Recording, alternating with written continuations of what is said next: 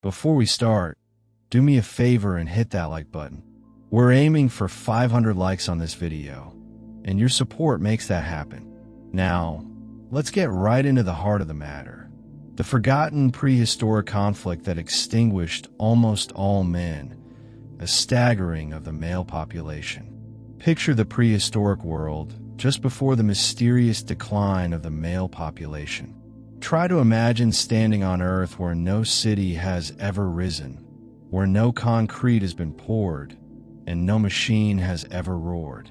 Nights were a deep, heavy black, broken only by the light of a cooking fire. Each morning brought a tense uncertainty, a razor's edge between finding food and succumbing to hunger, between survival and utter ruin. That was the ancient Earth before the Great Collapse, the quiet backdrop against which the most profound catastrophe ever to strike men was about to unfold. This forgotten war would effectively wipe them out. On the surface, daily existence appeared simple, but it was threaded with an unrelenting tension. Men and women lived in tribal units, their essential roles dictated purely by the demands of necessity. Men primarily hunted, scouted, and guarded their people, risking their lives constantly to secure meat and repel threats. Women were the steady foundation. They gathered plants and roots, nurtured the children, and maintained the vital social cohesion of the group. Both roles were indispensable. However, it was the men who constantly faced the front lines of peril, where danger lurked with actual teeth or enemy weapons. That same front line would soon morph into a vast, sprawling battlefield that spanned countless generations. The Earth itself was unpredictable. Periods of intense ice ages gave way to warmer periods. Rivers would change their course, animal herds would migrate unpredictably, and essential supplies could simply disappear. A prolonged drought could compel a tribe to move directly into the domain of a rival. Initial contact might involve an uneasy exchange or even a temporary truce. But when resources were scarce, there was little room for enduring trust. When that trust failed, men fought to protect their immediate kin, to seize dwindling resources, and to assert dominance. The essential seeds of this great conflict were deeply sown long before the devastating male collapse swept across the human race. Archaeological findings offer us chilling, broken fragments of this reality. We find stone tools expertly crafted for piercing flesh. We unearth burial sites containing the remains of young men whose bones are scarred by telltale weapon injuries. We discover settlements suddenly abandoned. These scattered clues strongly suggest that widespread violence became routine. No single tribe understood the gravity of their actions, but they were collectively moving down a path that would lead to the destruction of almost every living male. Genetics fills in the deep silence left by the archaeological record. The Y-chromosome, which is passed exclusively from father to son, reveals a dramatic bottleneck event. Nearly all distinct male genetic lineages simply vanished around the same time. We're gone. Imagine an intricate tapestry of humanity with billions of male threads, and then picture only a small fraction of those threads remaining. The ensuing collapse wasn't an instantaneous event, but the world was already in a state of genetic unraveling. Visualize the growing strain in those ancient camps. Hunters absent for days might return only to find enemy scouts watching their movements. A young boy who witnessed his father killed by a rival would grow up with a burning sense of vengeance. Trust contracted, focusing almost entirely on direct bloodlines. Every unfamiliar person was correctly perceived as a mortal threat. Male identity was fundamentally tied to being a protector, a hunter, and a warrior. This meant that when conflict arrived, it was the men who were consumed first and most completely. Women's experiences differed profoundly. While men fell in combat, women were frequently spared and absorbed into the victorious tribes, their children then carrying the conqueror's bloodline. In this way, women became the essential bridge that guaranteed the survival of humanity, while men faced a catastrophic genetic erasure. This deep gender imbalance fundamentally shaped everything that happened after the decline. Before the cataclysmic decline, the world was leaning precariously toward mass disaster. Tribes were pressed together more closely, minor disputes solidified into open warfare, and men bore the heavy load of endless, low-level conflict. Initially, it wasn't a single, enormous war, but literally hundreds of smaller battles that, combined, built into something truly enormous. It was a prehistoric clash whose echoes are still discernible in our DNA. Picture it: fathers instructing their sons, brothers laughing by the firelight, hunters sharing triumphant stories. Then, over centuries, that chorus of male voices slowly faded. Only a tiny minority survived, their specific genetics shaping the world we now inhabit. What force could compel humanity to commit near self-extermination? That is the profound shadow cast upon us by the ancient world before the collapse, the silence written into our DNA. As we delve deeper, we will observe how those initial sparks of conflict ignited into the forgotten war that annihilated almost every man on Earth. Imagine waking up in an early society where almost every man you knew has vanished. Your fathers, your brothers, your sons, gone in a sudden catastrophe so profound that only about 3 out of every 100 survived.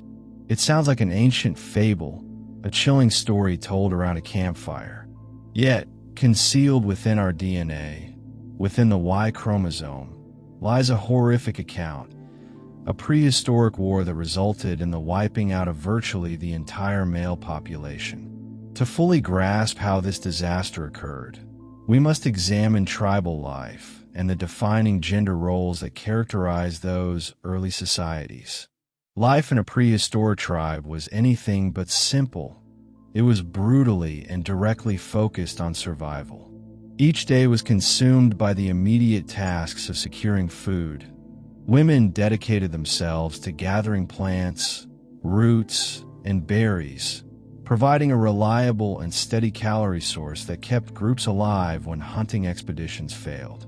Men shouldered the primary responsibility of hunting large game and defending the entire tribe. While this division of labor wasn't absolute, it was common enough to structure everyday existence. And here lies the critical factor. Men's roles were not just dangerous, they were intensely competitive. Imagine small, scattered groups across vast, often harsh landscapes. Resources were critically scarce. Rivers, established hunting grounds, and fertile patches meant the difference between surviving and starving. Men were the ones tasked with securing these vital assets, which frequently meant clashing violently with rivals who were trying to do exactly the same thing. Violence became intrinsically linked with manhood itself. To be a man was to be a protector, to prove your worth, and to ensure the continuation of your specific bloodline. Women possessed a different, essential power. As the bearers of the next generation, their value to the tribe's long-term survival was beyond dispute. Crucially, during conflicts, women were often incorporated into the tribe of the victor. Their children would inherit the conqueror's genetics, while the defeated men were simply killed. Over millennia, this systematic pattern utterly devastated male genetic diversity. These tribal wars weren't merely squabbles over land or food. They were battles at the genetic level.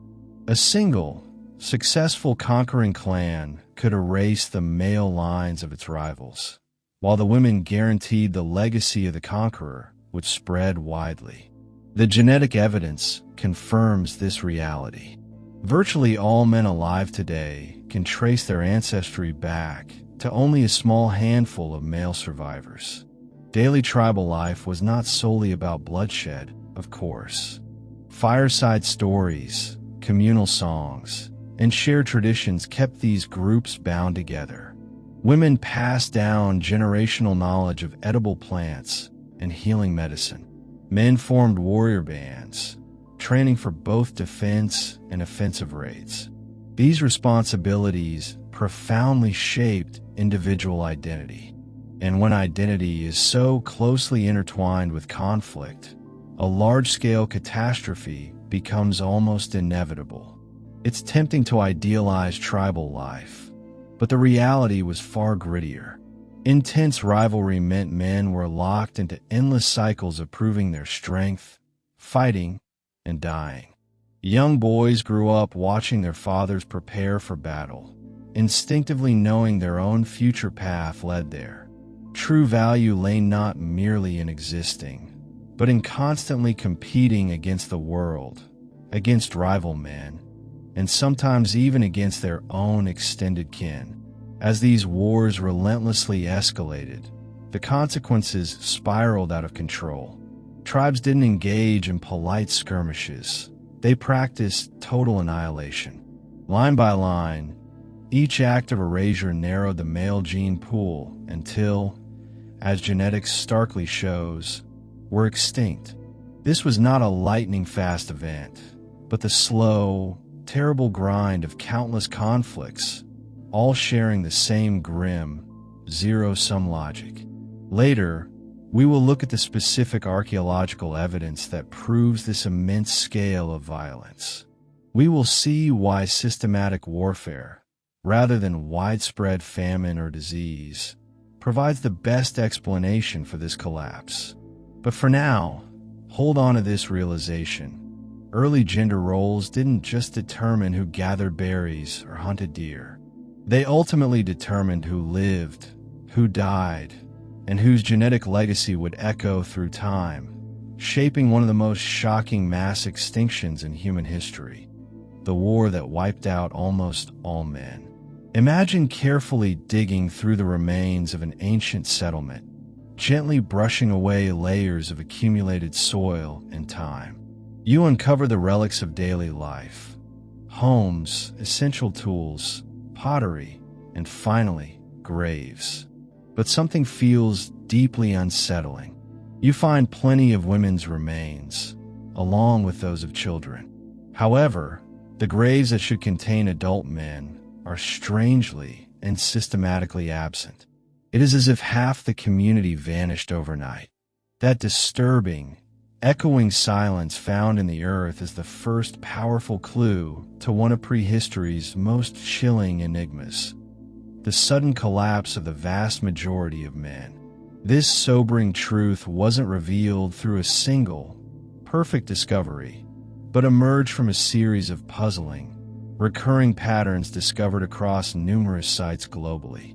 Villages dating back thousands of years should exhibit a demographic balance of men, women, and children. Instead, the cemeteries often show a significant skew toward females and juveniles. In regions where numerous warrior graves would logically be expected, we find evidence of life being carried on largely by women.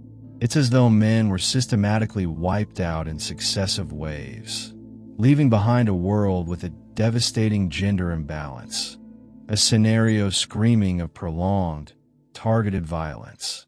Skeletal evidence from Neolithic and Bronze Age sites worldwide points to the existence of mass graves where men were specifically targeted. The bones tell a brutal story, showing clear signs of trauma. Evidence of blunt force skull injuries, arrows lodged in ribs, and severe, shattered bones. Strikingly, women and children were very often spared or, more commonly, assimilated into the group that won the battle. This specific pattern does not align with disease or famine. It precisely fits the description of warfare designed explicitly to erase rival male bloodlines. This is perfectly consistent with the genetic data. The Y chromosome bottleneck demonstrates a severe collapse in male genetic variety. If men were being systematically slaughtered across wide geographic regions, the genetic footprint left behind would look precisely the way it does today. The bones themselves whisper the same consistent tale. The violence was systematic and selective. Some cultural layers even indicate abrupt cultural shifts immediately following the male absence. Entirely new styles of pottery, different tools, and changes in the layout of the settlement. These were not slow, gradual transitions, but the clear fingerprints of new clans taking over. The people who crafted the pots and wielded the weapons had fundamentally changed. Of course, archaeology is complex. Bones can decay, graves can be disturbed, and interpretations inevitably differ. Some researchers suggest that disease or famine might have struck men harder, but disease is largely random. These graves demonstrate a clear pattern. Someone, or some groups, was systematically deciding who lived and who died. One particularly haunting case comes from burial pits in Europe dating back approximately years. Adult males are found with brutal, fatal wounds, while the women and children reappear in nearby settlements that exhibit foreign DNA. This is no accident. It is the direct aftermath of organized raids where men were executed and women were absorbed. Imagine yourself among the survivors. Your brothers, fathers, and sons are gone. The remaining women must continue daily life, knowing the men who once defended their homes now lie in hurried, shallow pits. That profound silence of lost male voices is the very silence archaeologists uncover today. These physical traces are more than just bones. They are undeniable fragments of an untold war that violently reshaped the course of human history. They demonstrate why patrilinealclans fought with such overwhelming ferocity, why only a tiny fraction of male lines endured, and how this immense bloodshed reverberates in our modern DNA. The message rising from the soil is unequivocal. The war that killed of men was not a myth. It literally scarred the very bones of our ancestors. And this unsettling realization is only one layer of the mystery. The deeper we investigate, the more the ground reveals the battles fought, the clans that briefly flourished, and the vast numbers of men who disappeared forever. Imagine this striking fact. Every man alive today, regardless of his specific culture, location, or skin color, belongs to a single family tree that was once on the absolute brink of snapping. It wasn't thousands of major branches breaking slowly. It was virtually all of them severed in one swift, catastrophic moment in prehistory. The crucial genetic evidence for this event resides in the Y chromosome, the thread of DNA that travels exclusively from father to son. At a specific time, roughly between and years ago, that vital thread nearly vanished. Here is the most peculiar part. Women's genetic diversity barely registered any change. Their genetic lineages continued to flow consistently across time. However, the Y chromosome experienced a catastrophic collapse. Suddenly, only a small handful of male lineages survived and began to spread so rapidly and so widely that today, billions of men across the globe can trace their ancestry back to them. Scientists label this phenomenon the Y chromosome bottleneck. It is the chilling, direct genetic evidence for the forgotten prehistoric war that led to the death of man. Think of it using an analogy. A massive, sprawling forest filled with countless varieties of trees, each one representing a distinct male bloodline. Then, a massive firestorm races through, leaving only a few trunks still standing. Those few survivors then rapidly reseed the entire area. Centuries later, the forest looks full again, but every new tree grows from the genetic foundation of just those few original trunks. That is exactly what happened to humanity's fathers. What force caused this? If it were widespread disease, famine, or random chance, men and women would have suffered roughly equally. Yet, women's genetic lines remained robust and diverse. That fact points directly to a force selectively aimed at men. When you combine this genetic anomaly with the archaeological discovery of mass graves, evidence of burned settlements, and clear signs of conflict, the story becomes undeniable. This was not a natural event. It was a targeted war. As ancient clans solidified into patrilineal groups, men became both the essential defenders and the tragically expendable casualties. Rival tribes sought not just to defeat their enemies, but to deliberately erase entire male bloodlines. The Y chromosome proves this point definitively. The vast majority of men in that era never successfully passed on their genes. The bottleneck created a sharp, indelible genetic fingerprint that is still clear today. In regions like Central Asia, for example, a huge number of modern men can trace their descent to just a tiny handful of extremely successful ancient warriors. The lineage of Genghis Khan spreading across continents is a slightly later, dramatic echo of this very same process. A few dominant male lines crushing the existing genetic diversity. But consider the immense human side of this tragedy. Fathers, sons, and brothers simply gone. Women suddenly found themselves living among men who were not of their immediate kin.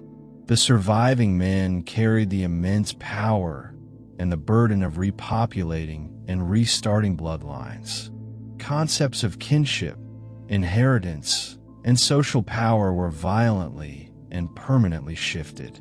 The Y chromosome bottleneck isn't merely data on chart. It is a powerful genetic whisper, telling us that humanity nearly lost its men entirely. We cannot witness the ancient battles or smell the smoke, but we feel the consequences every time human DNA is analyzed. That profound collapse is literally carved into our species, and the central mystery is how it unfolded. Were there huge, conquering waves of invaders, or did countless small conflicts rapidly snowball into a massive catastrophe? We may never know the precise details, but one fact is clear: the bottleneck is not a theory. It is definitive evidence, a genetic scar left by the forgotten prehistoric war that decimated a man. 7,000 years may seem incredibly distant, but in the context of evolutionary time, it is merely a heartbeat. And in that brief heartbeat, the entire genetic story of humanity changed forever. Imagine waking up to a world where almost every man you know is simply absent. Not just a few and not even most, but almost all of them. That is precisely what happened tens of thousands of years ago in what many scientists term the greatest prehistoric demographic mystery of all. A relentless conflict, or something akin to it, that systematically wiped out of the male population. The objective evidence, the most fascinating aspect, isn't just that men disappeared, but that male genetic diversity, the variety of Y chromosomes transferred from father to son, almost entirely vanished. If I were sharing this over a cup of coffee, you'd probably lean in and ask, wait, how can we possibly know that? The answer lies with geneticists, who act as true genetic detectives, meticulously studying patterns within our chromosomes. What they uncovered was deeply shocking. Around years ago, the historical record of the Y chromosome suddenly and drastically shrinks. Instead of hundreds of different male lines continuing forward, only a tiny handful of lineages manage to survive. It's like a vast, ancient forest reduced to just a few dozen original trunks. That's the unmistakable genetic record. The critical question remains, why? The evidence from women's mitochondrial DNA shows absolutely no corresponding collapse. It is as if women continued moving fluidly between groups while the men were being systematically eliminated. This specific pattern points directly and powerfully toward violence, not widespread disease or universal famine. In prehistoric times, the clan was everything. Survival hinged not merely on individual strength, but on belonging to the correct, powerful group. Rival clans clashed fiercely over control of land and food sources. The victorious clans slaughtered the men and immediately absorbed the women into their ranks.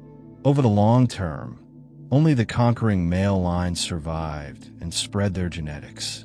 That is the single most powerful explanation for why male genetic diversity was so catastrophically diminished. Let's be fair, not all scientists agreed that warfare was the sole cause. Some alternative theories suggested universal famine, extreme climate collapse, or even a specific Y-linked disease that only struck men harder. A severe drought could certainly propel tribes into deadly conflict, and a unique disease might disproportionately kill more men. But none of these alternatives fully explain why women's genetic diversity remains so robust. The warfare theory fits best. Women were spared and absorbed, while men were targeted for erasure. And here's the most profound, eerie part. We still feel that genetic echo today. Modern men all over the globe share Y chromosomes originating from only a minuscule number of ancient male ancestors. Entire continents exhibit this pattern, meaning many of us are genetic distant cousins without ever knowing it. It's a chilling thought that our very modern existence may be thanks to the brutal, winner-take-all choices made by long-forgotten ancient tribes. Remember the concept of the clash between patrilinealclans? This is where the ideas perfectly align. Patrilineal systems meant that social authority, identity, and power were all tied tightly to the male ancestry. If your father's line failed, your entire future failed with it. Therefore, clans likely fought not only to seize resources, but also to obliterate rival male lineages entirely. That ruthless, cold logic left a clear fingerprint on our DNA that we can still read millennia later. And yet, there's something profoundly resilient about this story too. Out of the utter chaos, a select few male lines endured, carrying the essential genetic framework of humanity forward. The Y chromosome bottleneck was not the absolute end of man. It was a ruthless systemic reset. Those few surviving lines then rapidly reproduced and spread, shaping the male population that we see today. But the central, human mystery still lingers. What was it truly like for the people living through that sudden collapse? Did they possess any sense that they were on the terrifying brink of extinction? Did their stories or myths somehow preserve the memory of it? Later, major cultures certainly carried narratives of immense wars, devastating floods, and near-annihilation events. Could those possibly be the distant, fragmented memories of this prehistoric catastrophe? We'll explore those cultural echoes later, but it's a vital idea to keep in mind. Even our oldest myths might hold powerful whispers of the truth. So, why did male genetic diversity nearly vanish? The simplest, most brutal answer is the survival of a violent few and the systematic erasure of the multitude. That is the principle that ties this entire mystery together. The forgotten prehistoric war was not just a skirmish fought with stone axes. It was a war written into our very blood, and every man alive today carries its lasting shadow. Because when of men disappeared, the ultimate story of humanity was changed forever. Imagine a stark world where your immediate bloodline is your entire identity, where the lineage of your father and his father before him determines whether you eat, whether you're forced to fight, and whether you will even survive until the next season. This was the profound reality of the prehistoric world just before the collapse, and it perfectly set the stage for one of the most deadly engines in human history: the intense competition between patrilinealclans. It was from this specific, merciless competition that the war that wiped out nearly all men would brutally emerge. Patrilineal simply means that ancestry, status, and rights are traced exclusively through the father's line. In these ancient societies, men inherited the clan name, the hunting and water rights, and the authority to pass on land or essential tools to their own sons.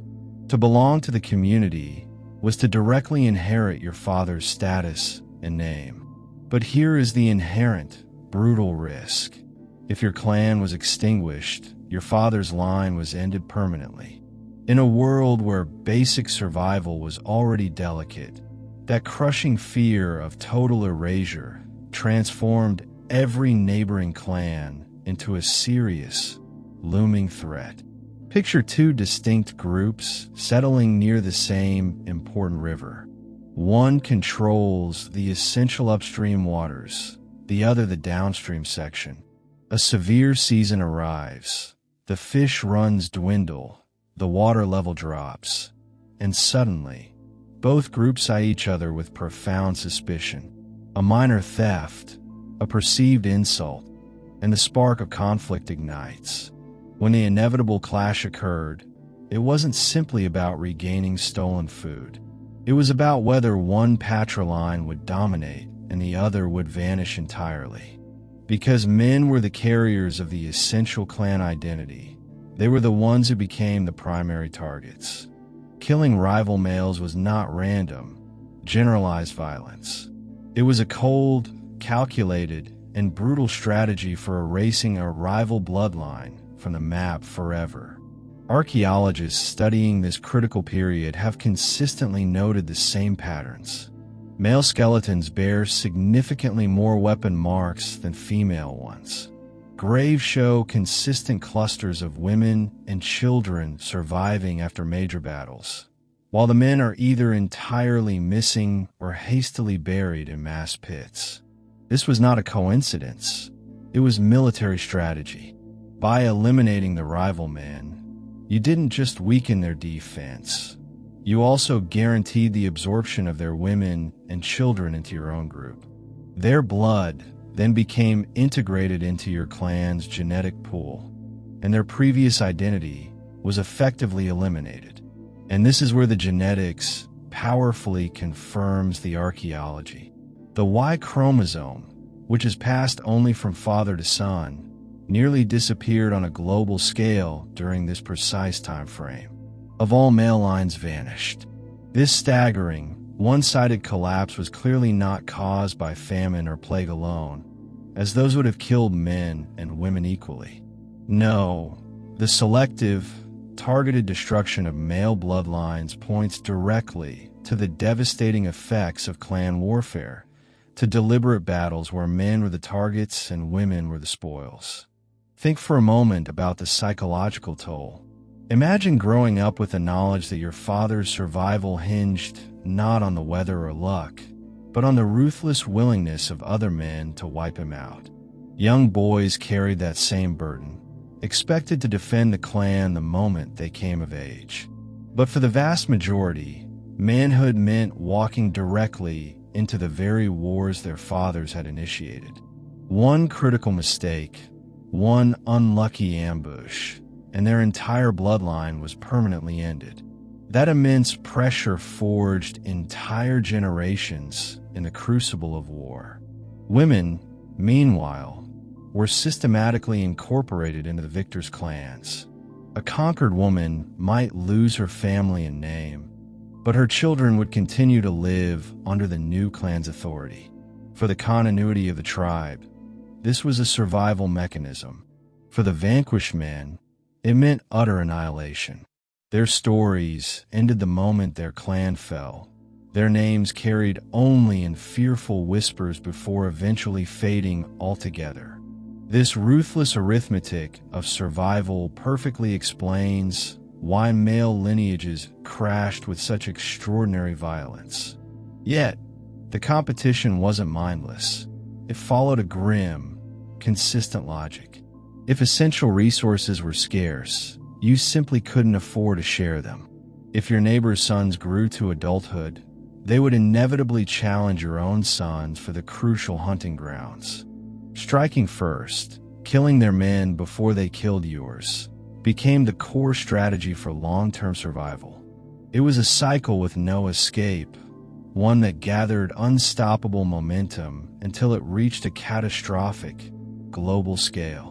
That is the desperate world in which the Forgotten War took root, a world where every vital resource, every river, every stretch of fertile land, every herd of animals, was a prize worth killing for. A world where men were tragically both the necessary sword and the primary target. Where patrilinealclans locked themselves into a mutual, terrifying death spiral. The collapse of men was not merely a tragic accident. It was the brutal, logical consequence of a social system where inheritance, group survival, and male identity were inextricably linked. When you view it through this lens, the forgotten prehistoric war doesn't appear to be an inexplicable mystery at all. It seems almost inevitable. Rival clans could not possibly coexist forever when their very survival fundamentally depended on the elimination of the other. And so, they fought and they killed until only a handful of male bloodlines remained standing. Those survivors, just a small sliver of the total male population, carried their precious Y chromosomes forward. Every man alive today descends from those few fortunate clans who somehow made it through the inferno. But this wasn't the final chapter, because once the war between patrilineal clans began to escalate, it didn't halt at simple rivalry. It spiraled into a campaign of total annihilation. Swift raids, mass killings, entire tribes of men completely erased in single generations. And that, as we will explore next, is how the forgotten prehistoric war consumed nearly all the men who once walked the earth. Close your eyes and try to picture this scene. A long, green valley, richly supplied with clean rivers, abundant game, and fertile soil. For the tribe that inhabits it, this valley is life itself. But just over the distant ridge, a rival tribe spots the same perfect land, sees the same immense promise, and they desperately want it too. In the prehistoric era, that core clash of desires was not resolved through polite negotiation or formal treaties. It was settled with sharpened stone, with fire, and with blood. And it was out of these escalating life-and-death battles over essential land and finite resources that the specific kind of warfare grew, a type that may have directly driven the catastrophic collapse of the male population, leaving only 3 out of every 100 alive. In small, often isolated communities, survival hinged completely on reliable access to food and water. A particularly good hunting ground or a dependable, fertile patch of earth could guarantee healthy children and full bellies for years. But essential resources were never guaranteed. Climate shifts, periods of severe drought, or aggressive overhunting made good, reliable land even more incredibly precious. As tribes were forced closer and closer together, conflict was not just a possibility. It became inevitable. And because men were the fighters, the ones dispatched to secure these vital necessities, their lives became the ultimate currency of survival. Initially, these conflicts may have involved only small, brief raids. a rapid strike at dawn, the theft of crucial livestock, or the act of driving rivals away from valuable stream. But humanity possesses a clear, dangerous tendency toward escalation. Every minor victory demanded a subsequent, more violent. Before long, disputes were no longer about a single deer or a patch of berries. They transformed into wars of annihilation, protracted struggles to completely erase rival clans. And when total erasure became the defined goal, men were the ones most frequently targeted. Why the men? Because they exclusively carried the rival bloodlines. Kill the men, and you cut off the future of that entire lineage. The women could then be spared, integrated into the conquering group, and their children born into the victorious tribe's name. But the men, the defenders, the rivals, the potential avengers, had to be eliminated. It's a pattern of strategic warfare that we have seen echoed across all of human history. But in prehistory, the scale of this systematic elimination may have been almost unimaginable. Again and again, across countless territories, clan after clan, the men were systematically slaughtered in these relentless cycles of conquest. This went on until the genetic diversity within the male population collapsed to a point near total obliteration. Consider how this catastrophic escalation functioned. Tribe A violently seizes land from Tribe B. They execute the men, capture the women, and thus grow their territory and population base. Tribe C observes Tribe A's rapid ascent and determines they must strike preemptively before they themselves are overwhelmed and eliminated. The entire destructive cycle repeats, with each turn becoming exponentially harsher than the last. What started as small skirmishes over essential resources like rivers and fertile fields swiftly morphed into a devastating spiral of violence that jeopardized every single male lineage that dared to stand in the way. Archaeological evidence provides stark hints of the sheer brutality of these conflicts. Sites uncovered worldwide reveal entire groups of men hastily buried together, their bones deeply scarred by weapons, forming mass graves that suggest sudden, brutally violent conclusions to their lives. When we align this grim physical evidence with the discovery of the Y-chromosome genetic bottleneck, the picture becomes chillingly clear. Men were dying in overwhelming numbers, while women were enduring, often integrated into the bloodlines of the conquering groups. This outcome wasn't the result of famine selectively picking off the physically weak, nor was it a disease striking at random. It was targeted, merciless warfare waged over essential land and finite resources. Now, try to imagine the immense psychological toll. Growing up as a boy in such a world meant existing with a near certainty that your path to adulthood led directly to the battlefield. You weren't just trained and hardened for the everyday hunt. You were prepared for the inevitable, lethal clash with rivals. To hesitate was to guarantee death, and to lose meant vanishing completely from human history. The stakes involved were nothing less than the continuation of your entire existence. This is the primary reason why systematic warfare, more than famine or disease, remains the strongest explanation for the near-total erasure of man. Food scarcity might weaken a tribe or even cause widespread death, but it would not, by itself, wipe out only the males.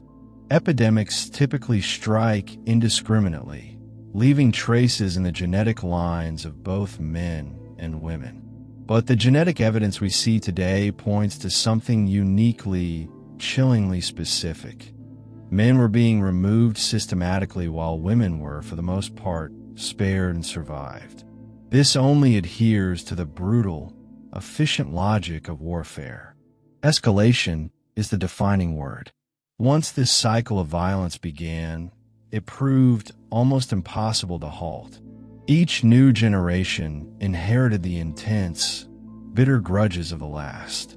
Each victory, however brief, carried within it the potent seeds of the next, larger conflict.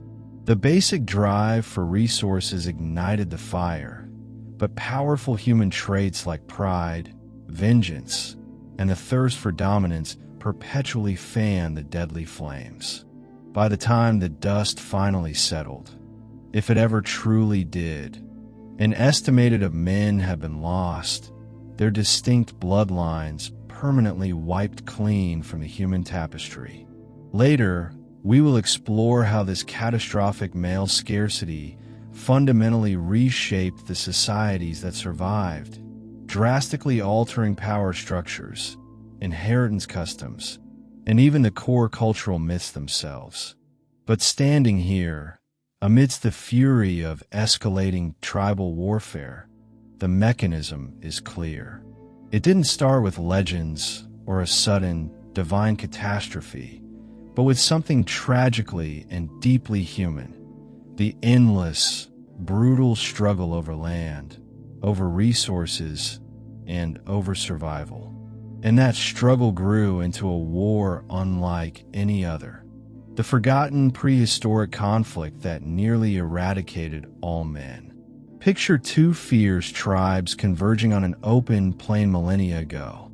The sun blazes, weapons gleam menacingly, and the air is thick with a tension you could practically cut. Yet, this encounter is about far more than just territory or food.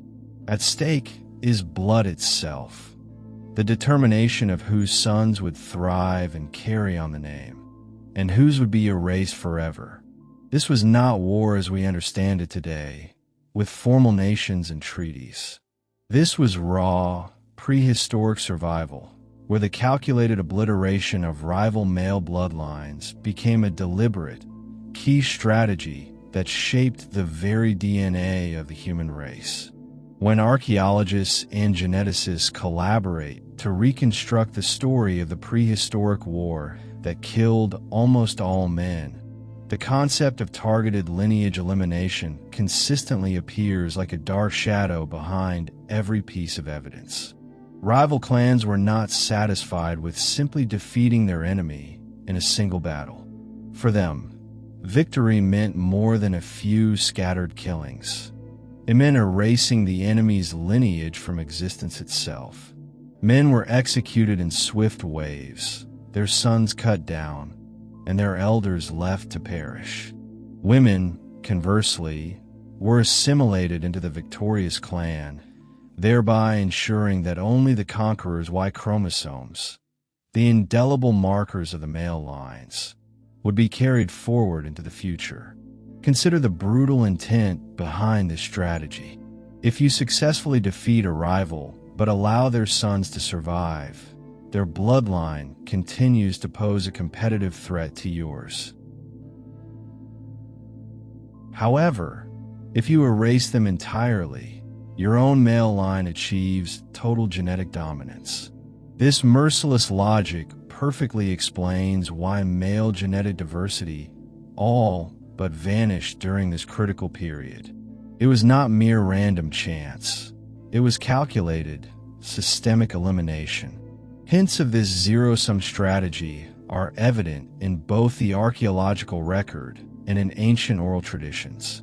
Mass graves discovered across parts of Europe and Asia consistently show men with fatal, violent injuries, while the notable absence of female bodies strongly suggests the women were captured rather than killed. Myths and legends passed down through countless generations often tell stories of rival tribes being wiped out to the last man, while the women are explicitly described as being taken as wives or integrated into the conquering group. These narratives aren't simply poetic. They echo the harsh, undeniable reality of prehistoric conquest. This wasn't a single, isolated event, but a repeating, relentless cycle. Clan after clan would rise to prominence, engage in conflict, and then be systematically erased. Each time one male bloodline disappeared, the dominance of another grew exponentially stronger. The Y-chromosome bottleneck we observe in modern genetics, where virtually all contemporary men descend from only a tiny handful of ancient male ancestors, makes perfect, logical sense when you envision countless rival lines being utterly wiped out in this manner. The strategy involved more than just brute force. It was deeply strategic. Imagine a tribe planning a raid. Their ultimate objective wasn't simply food or land, but to eliminate the very possibility of a rival line continuing. They would kill the men swiftly and completely, then take the women and children as captives, folding them into their society. Over generations, those children were raised under the conqueror's identity. Their father's original line was erased as thoroughly as if it had never existed. It was a terrifyingly effective method of rewriting human history. What makes this reality so profoundly haunting is its permanence. Once a bloodline was cut, it was gone forever. Entire groups of men, with their unique stories, traditions, and distinct genetic codes, disappeared without a trace, leaving behind only their scattered bones. In their place, the victor's line expanded, cementing its dominance.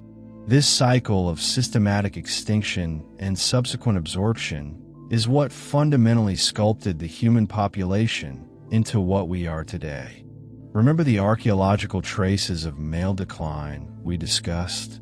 Those graves filled with slain men tell the identical story: targeted violence. But now, paired with the overwhelming genetic evidence, the picture crystallizes. This was not just random killing in the heat of battle. It was a systematic strategy to remove rival males from the future itself. And reflect on what this meant for the female survivors. They became living bridges between the destroyed past and the future claimed by the conquerors. Their children bore the victor's blood, while the memory of their lost fathers slowly faded. Entire identities dissolved within a single generation, leaving only faint fragments in myth and legend. Even today, geneticists studying modern populations see the unmistakable dominance of certain male lines. This is not genetic drift or accident. It is the indelible fingerprint of prehistoric warfare, where eliminating rival bloodlines was seen as being just as vital as achieving survival itself. The fact that nearly all men alive today trace their ancestry back to a shockingly small number of ancient fathers is living, genetic proof of how devastatingly effective the strategy was. The war that killed of men was not simply about death. It was about systematic disappearance. Bloodlines were deliberately cut out, as if a sharp blade had removed them from humanity's story. Though time has buried the specific details, the echoes persist in our DNA, a chilling reminder that survival was once purchased at the cost of erasing entire male histories. The more data we uncover, the clearer it becomes. This was not chaos. It was strategy. And only by tracing these lost bloodlines do we begin to grasp the true scale of the forgotten prehistoric war. Imagine a tranquil valley thousands of years ago. Smoke from cooking fires drifts gently into the sky. Children play near the winding river, and men diligently sharpen their spears at the edge of the encampment. It appears profoundly peaceful. Yet, within a matter of hours, that same valley could be carpeted with bodies. Entire groups of men violently cut down, their blood soaking into the earth, their names and their potential futures wiped away. This wasn't a rare or isolated tragedy. It was a repeated pattern enacted across prehistoric landscapes, leaving behind the deepest scar in human history: the war that killed of all men. When scientists began uncovering ancient mass graves dating specifically to this period, The evidence was undeniable. Rows of skeletons, overwhelmingly male, their bones bearing clear marks of violence, blade wounds, crushed skulls, and the occasional arrow point still lodged between the ribs. These remains were not accidents, nor were they victims of natural famine. They were evidence of deliberate, organized, and merciless killings. Crucially, the women and children were often conspicuously missing from these mass grave sites. This specific detail points to the chilling practice. Women were spared and absorbed into the conqueror's tribes, while the men were systematically exterminated. Why such ruthless, selective targeting? The answer lies in the fundamental structure of early tribal societies. In many parts of the world, essential elements like land, social power, and identity were passed down exclusively through the male line. Rival tribes were therefore not just attacking for food or territory. They were erasing entire bloodlines. By killing the men and seizing the women, they ensured their own Y chromosomes would proliferate while their enemies vanished forever. This practice was not just a matter of immediate survival. It was about genetic dominance. It was literally about rewriting the future genetic history of humanity. Remember our discussion of the Y chromosome bottleneck? This is where those staggering numbers become tragically understandable. Genetic evidence reveals that nearly all male lineages dramatically collapsed around years ago. The most parsimonious explanation is that the majority of men simply did not survive long enough to pass on their genes. Warfare was not a random, chaotic event. It was systematic. Intergroup conflict spiraled into mass purges, leaving only a tiny handful of victorious clans to father the subsequent generations. The archaeological record powerfully reinforces this bleak picture. Sites across Europe, Asia, and even the Americas repeatedly tell the identical story. Villages burned, male skeletons piled together, weapons scattered among the dead. One notorious example is the Talheim death pit in Germany, where dozens of individuals were slaughtered around years ago. The victims were predominantly men killed violently, while women were notably absent, almost certainly taken by the attacking group. Other sites mirror this same brutal rhythm. It was a form of genocide on a scale that continues to haunt our DNA today. Take a moment to fully grasp the human cost of this. Imagine being a young boy, barely old enough to hold a spear, forced to defend your tribe as savage raiders stormed in. Imagine fathers bravely standing in front of their families, only to be struck down one after another. The victims didn't just lose their lives, they lost their futures, their legacies, and their place in the ongoing story of human history. Every genetic line cut short was like an entire library burned to the ground. Unique stories and identities gone forever. It's easy to dismiss prehistoric people as simple, but these mass conflicts required a high degree of coordination, strategy, and collective decision-making. To successfully wipe out an entire male population, the attackers had to meticulously plan the raids, execute them with chilling precision, and enforce the grim, strategic rule of sparing only the women. That level of organization shows us that even in this early stage, humans had grasped the brutal arithmetic of genetic survival. Kill the rival man, and you kill their bloodline. And here's the most unsettling continuity. The echoes of this practice did not vanish in prehistory. Much later, in the age of empires, powerful conquerors like Genghis Khan employed strikingly similar strategies, systematically eliminating rival men while ensuring the massive spread of their own lineage. It is a recurring, dark theme in human conflict, but its origins stretch back to the forgotten war that fundamentally reshaped our species. The mass killings and intergroup conflicts were not just about abstract numbers on a battlefield. They were about shaping the very genetic foundation of humanity. The survivors, those few men whose clans ultimately triumphed, became the ancestors of nearly all men alive today. When you trace the lines backward, you find them converging again and again, branching outward from just a handful of victors who endured while so many others perished. Thus, the next time you reflect on the vast diversity of cultures, languages, and faces around the globe, remember that beneath it all lies a hidden, profound uniformity, a shadow of genetic sameness in the Y chromosome. That uniformity was born in blood, in valleys filled with the bodies of men who lost their place in the story. And while the earth has long since absorbed their physical remains, the silence of those mass killings still dictates, in a hidden way, who we are. The war was not a single battle, or even one generation struggle. It was countless raids and massacres compounding over time until of men were gone. And every time we uncover another mass grave, it is like hearing the stark echo of that forgotten war, reminding us how terribly close humanity came to losing nearly all its fathers. Picture this moment. The thick smoke of a recent battle still hangs heavy in the air. The ground is littered with broken weapons and bodies. The intense shouts of conflict have faded into an absolute silence. What happens next?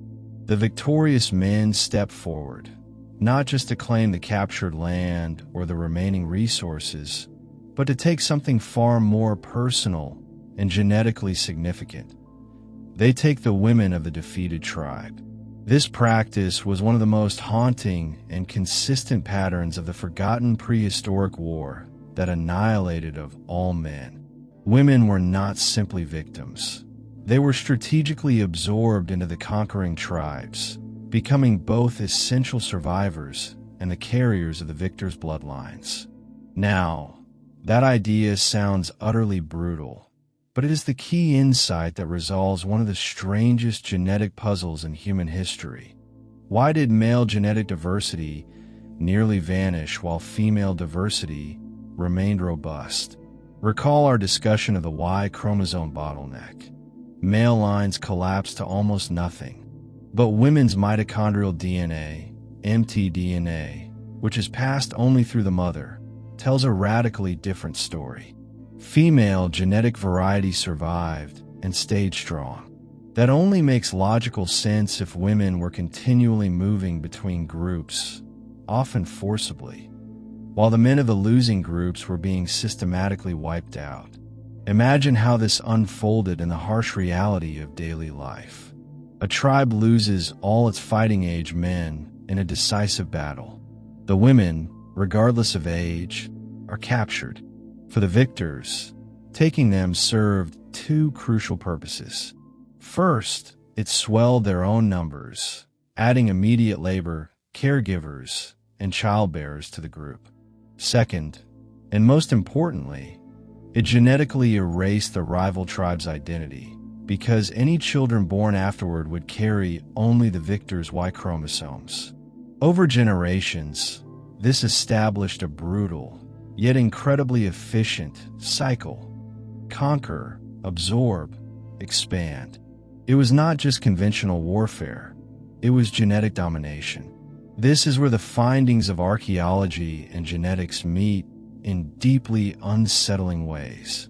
Excavation sites occasionally reveal a curious demographic imbalance.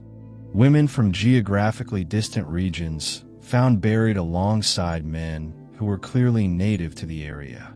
This strongly suggests that women were forcibly relocated or assimilated, while the men of the defeated groups often disappeared without a trace.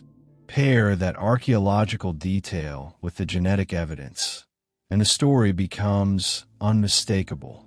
Whole male bloodlines were extinguished, while women became the living bridge between warring tribes. It's vital to consider the human experience of these women. Some undoubtedly adapted swiftly, finding safety and security within the victorious tribe. Others certainly lived with profound, unresolvable grief, permanently severed from the fathers, brothers, and sons who never returned. Their roles shifted dramatically, but their survival ensured that their genetic legacy endured, even as the men's legacy was brutally cut short. In a cruel twist of historical fate, women became the keepers of continuity through unimaginable chaos. Without them, the human story might well have ended altogether. This practice of absorbing women is not unique to prehistory. History is full of later echoes of the same pattern. Think of Mongol conquests, Viking raids, or countless tribal wars throughout the ages. Again and again, victorious men eliminated their male rivals while integrating the women into their own fold. The prehistoric collapse, however, was the extreme version of this recurring human strategy, reaching a scale so devastating that nearly every male line outside of a handful of victors was erased. Let's connect this to the broader cultural picture.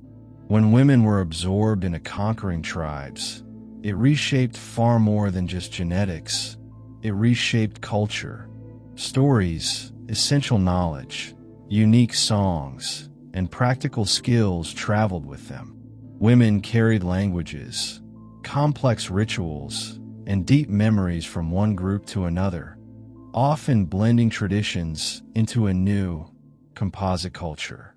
Imagine a child being raised in a victorious tribe, whose mother whispered lullabies and tales from a conquered land. Over time, cultures mixed and merged, even as the men's original lines vanished. It was a subtle, hidden form of influence, survival through memory as much as through blood. But the cost to the women was immense. For the women themselves, survival often meant the loss of choice and autonomy. They became involuntary symbols of victory and functional tools of continuity. Their lives were utterly rewritten by the outcome of battles they did not personally fight. Yet, this same role also guaranteed their survival when men were not spared. They became the thread that connected humanity across generations, while the male thread was violently cut. This absorption of women into conquering tribes is crucial for understanding why the forgotten prehistoric war left such an indelible mark. It explains the strange genetic puzzle, shows us how power was transmitted not solely through the sword but through the womb, and reminds us that while men's bloodlines nearly vanished, women's resilience ensured the survival of humanity itself. When of men disappeared, the women carried the narrative forward, not through monuments or written records, but in their children, their voices, and the echoes of their culture. They became the living bridge across humanity's darkest, most destructive war. Picture a world where almost every male bloodline has been cut short. The fierce battles are over. The relentless raids have left whole villages empty of men, and only a very small number of clans remain standing. Their sons survive. Their fathers' names and legacies endure, while countless others are gone forever. This is the stark aftermath of the forgotten prehistoric war. And it is here, in the ruins of a near-total male collapse, that the surviving clans achieved an extraordinary, permanent form of genetic dominance. Their specific Y chromosomes became the foundational genetic material for nearly every man alive today. The key to understanding this phenomenon lies in the rigid nature of male inheritance. Male identity was intrinsically tied to the Y chromosome, passed strictly from father to son. When rival clans were slaughtered, their Y chromosomes were permanently extinguished with them. However, the victorious clans strategically absorbed the women from the defeated groups, ensuring that their own male lineages expanded rapidly while others were totally lost. The women served as the essential bridge between the dead and the living, but the genetic male identity always came from the conquerors. Over many generations, this created a de facto genetic monopoly, where only a handful of victorious lineages completely dominated the genetic future of the species. Scientists can literally trace this transition in our modern DNA. Genetic studies show that, roughly 2 years ago, the diversity of Y chromosomes plummeted dramatically. It was as if the world's male population was forced through a genetic bottleneck controlled by a few surviving clans. Imagine billions of potential male ancestors simply erased, leaving just a minute fraction to populate the future world. Critically, this collapse did not happen to women's mtDNA, which remained diverse. That observation is the clearest, most definitive sign of the events. Men were killed selectively, women were absorbed, and the Y chromosomes of a tiny group of victors spread rapidly across entire continents. Consider the speed of this change. A single clan, after comprehensively conquering its rivals, could suddenly find its sons and grandsons fathering dozens of children, while the bloodlines of the defeated stopped absolutely. Within just a few centuries, the entire genetic landscape had been transformed. A man alive today can often trace his Y chromosome back to one of only a few ancient patriarchs who survived this brutal, selective culling. It is a chilling, yet scientifically remarkable, fact. Entire nations built from the legacy of a handful of survivors. This genetic dominance was not a random outcome. It was deeply rooted in power and strategic warfare. Clans that possessed the best organization, the mastery of warfare, or those who simply struck first and most ruthlessly in the conflicts gained far more than territory. They gained the genetic future.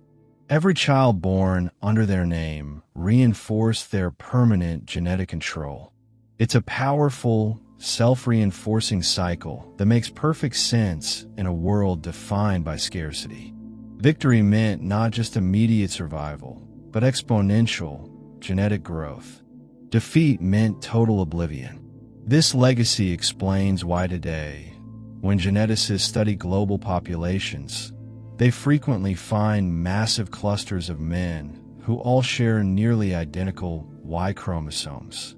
One famous historical example is the so-called descendants of Genghis Khan effect, where millions of men carry DNA linked to his lineage. But this phenomenon did not start in medieval times. It began in prehistory, when a handful of clans survived the Great Male Collapse and imprinted their genetics across the world. For the people living through it, however, this wasn't an abstract scientific concept. It was a matter of life or death. A boy growing up in a victorious clan inherited protection, resources, and status that his rivals never could. His children would proudly carry his father's name and line.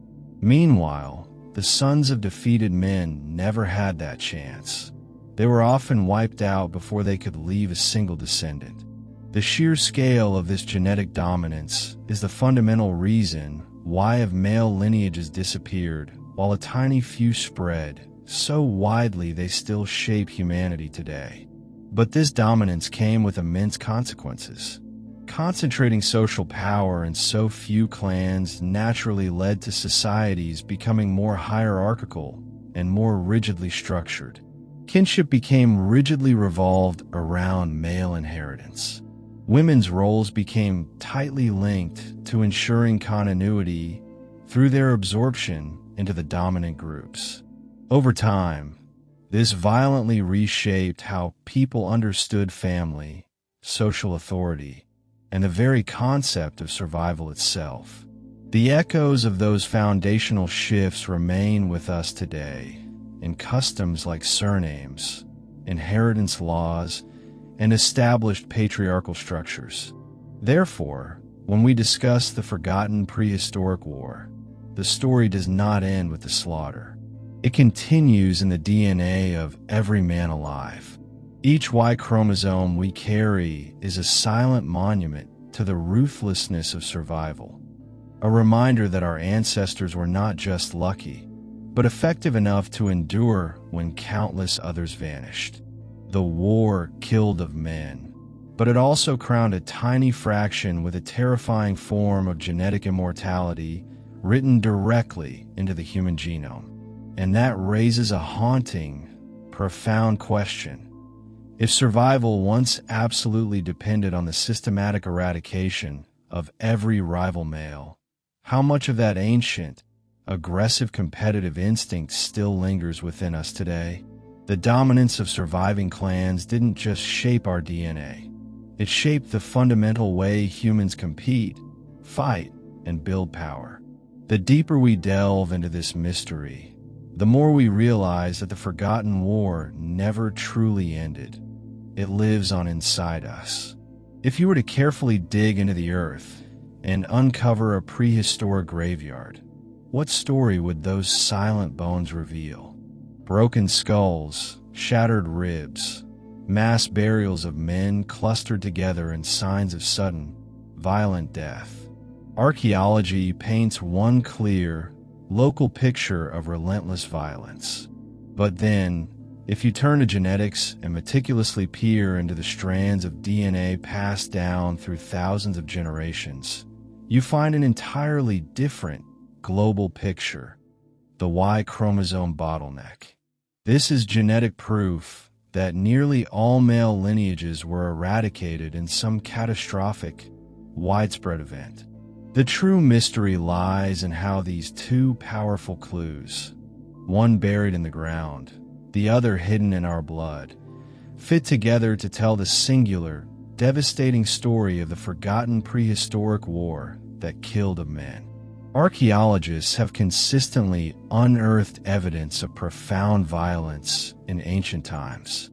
Skeletal remains show telltale arrowheads embedded in bones, skulls violently crushed by blunt weapons, and entire groups buried together in hurried, shallow mass graves. Crucially, some sites reveal that men were slain while women and children were systematically spared. These findings suggest targeted, selective killings, not random misfortune. It's the precise pattern that matches the logic of warfare. Conquerors wiping out rival males while absorbing the remaining population into their own tribes. But bones alone cannot convey the full, global scope.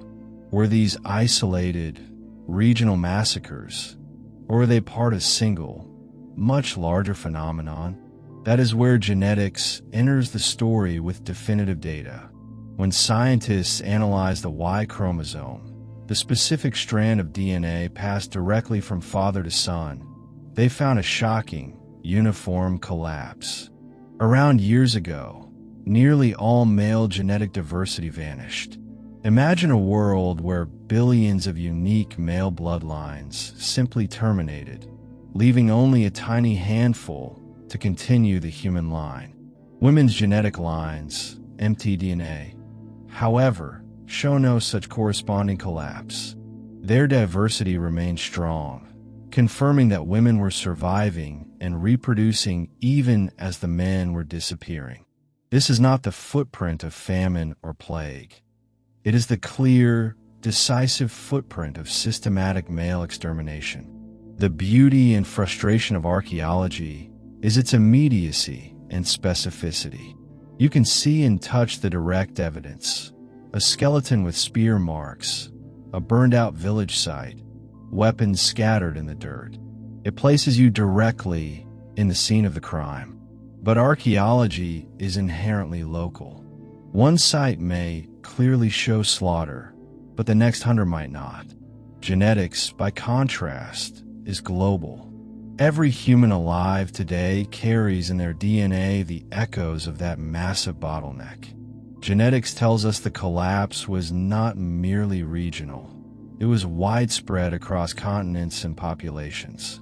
The core challenge is, can the bones and the genes be woven into one single, consistent narrative? Let's synthesize the evidence. Archaeology shows men being killed in groups, often in violent raids or localized wars. Genetics shows that male bloodlines collapsed across the globe, all at roughly the same geological time frame. Combined, this suggests not a collection of isolated battles, but a wave of relentlessly escalating conflicts. Wars so pervasive and unforgiving that they nearly erased the male half of humanity. Each successful tribe killed the men, absorbed the women, and passed on their distinct Y chromosome. Over successive generations, this repeated until only a genetic sliver of male lineages remained. Skeptics might reasonably ask, could an ancient disease have caused a collapse instead?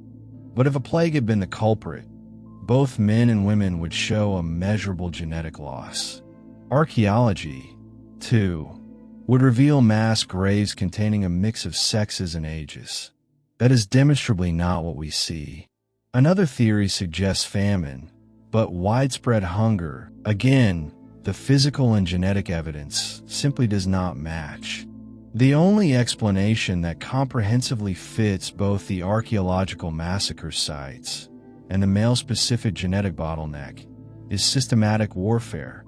Warfare that was escalating, widespread, and devastatingly selective. It is haunting to visualize entire valleys drenched in blood, villages burned to ash, young men cut down before they could father children. And yet, just beyond those ruins, the women endured, surviving and carrying on the bloodlines of their conquerors.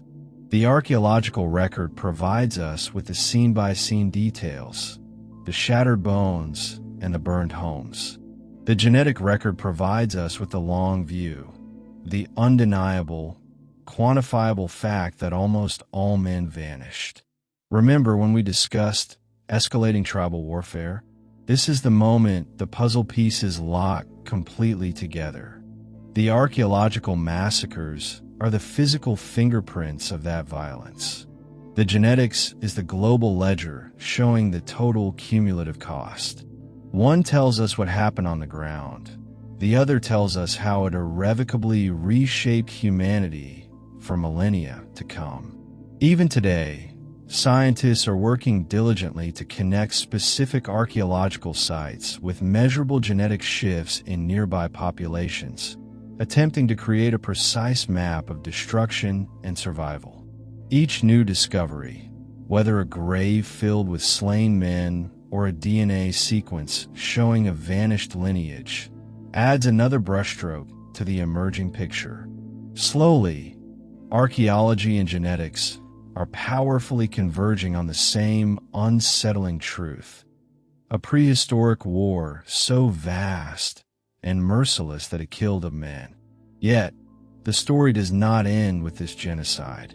Later, we will explore how the ensuing male scarcity drastically reshaped kinship rules, inheritance laws, and even the cultural myths that have echoed down to us.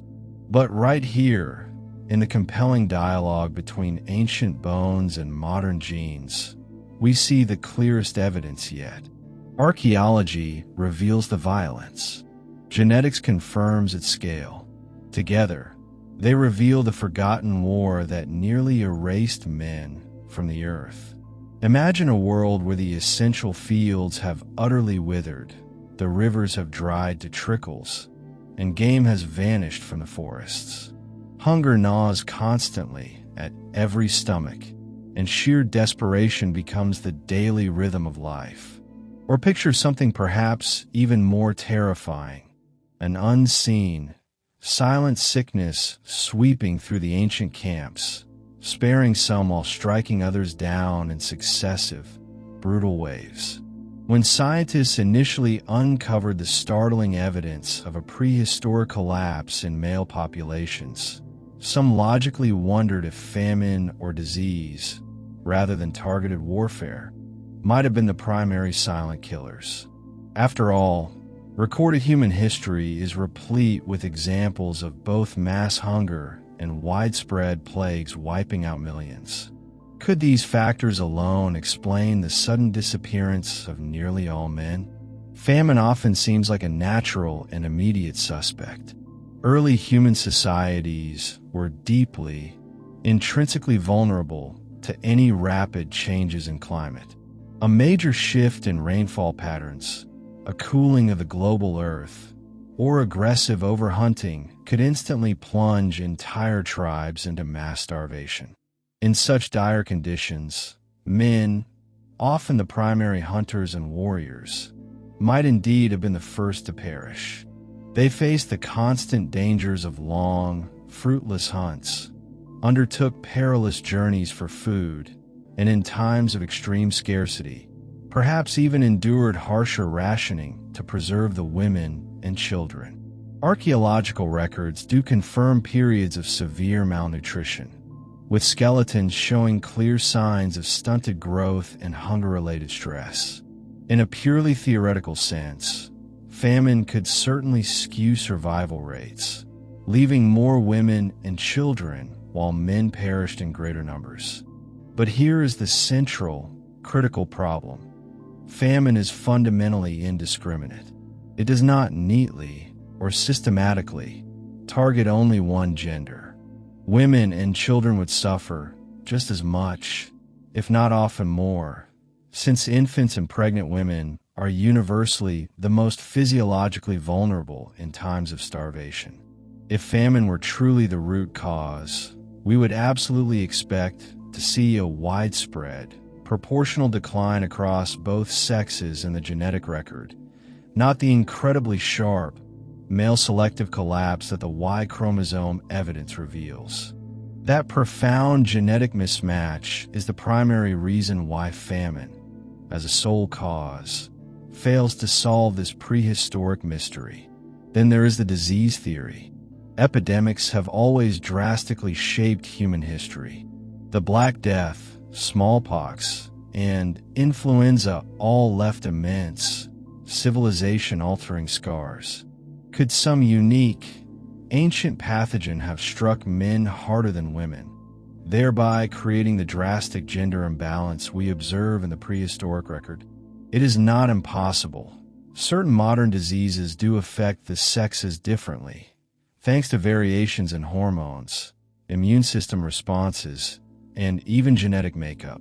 Some researchers have speculated about a prehistoric plague that specifically exploited male vulnerabilities, perhaps even linked to the Y chromosome itself. At a glance, this sounds plausible. If such a highly selective pathogen existed, it might have culled men across vast continents, leaving the women largely untouched to carry on. But again, the comprehensive evidence does not quite fit.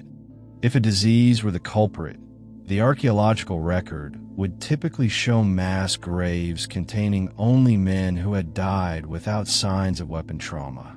We would expect to find men who died naturally, rather than the overwhelming pattern of violent, perimortem injuries that are consistently observed in the mass graves.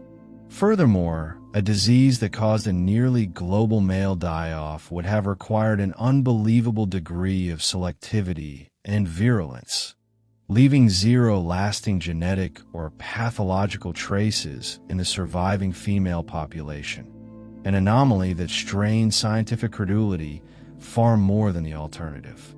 The final nail in the coffin for the disease and famine theories is the consistency of the genetic and archaeological match.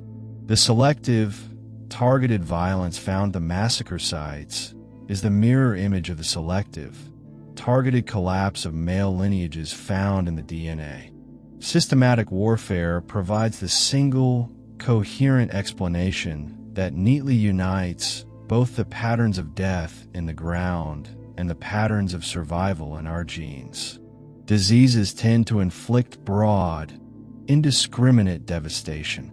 They sweep through entire populations, killing the old and the young, men and women almost equally. Crucially, epidemics typically leave distinct genetic signatures of resistance, traces of immunity and survival mechanisms passed down through the surviving lineages of both sexes. Yet, when scientists meticulously examine the genetic record of the prehistoric male collapse, what they find is not a pattern of random, widespread survival. They observed genetic lineages that are drastically narrowed almost exclusively through the male lines, while women's genetic diversity remains significantly more intact and robust. That precise, selective pattern looks far less like a natural plague and far more like targeted, systematic violence. Still, the idea of a catastrophic disease lingers because it introduces a haunting layer of possibility.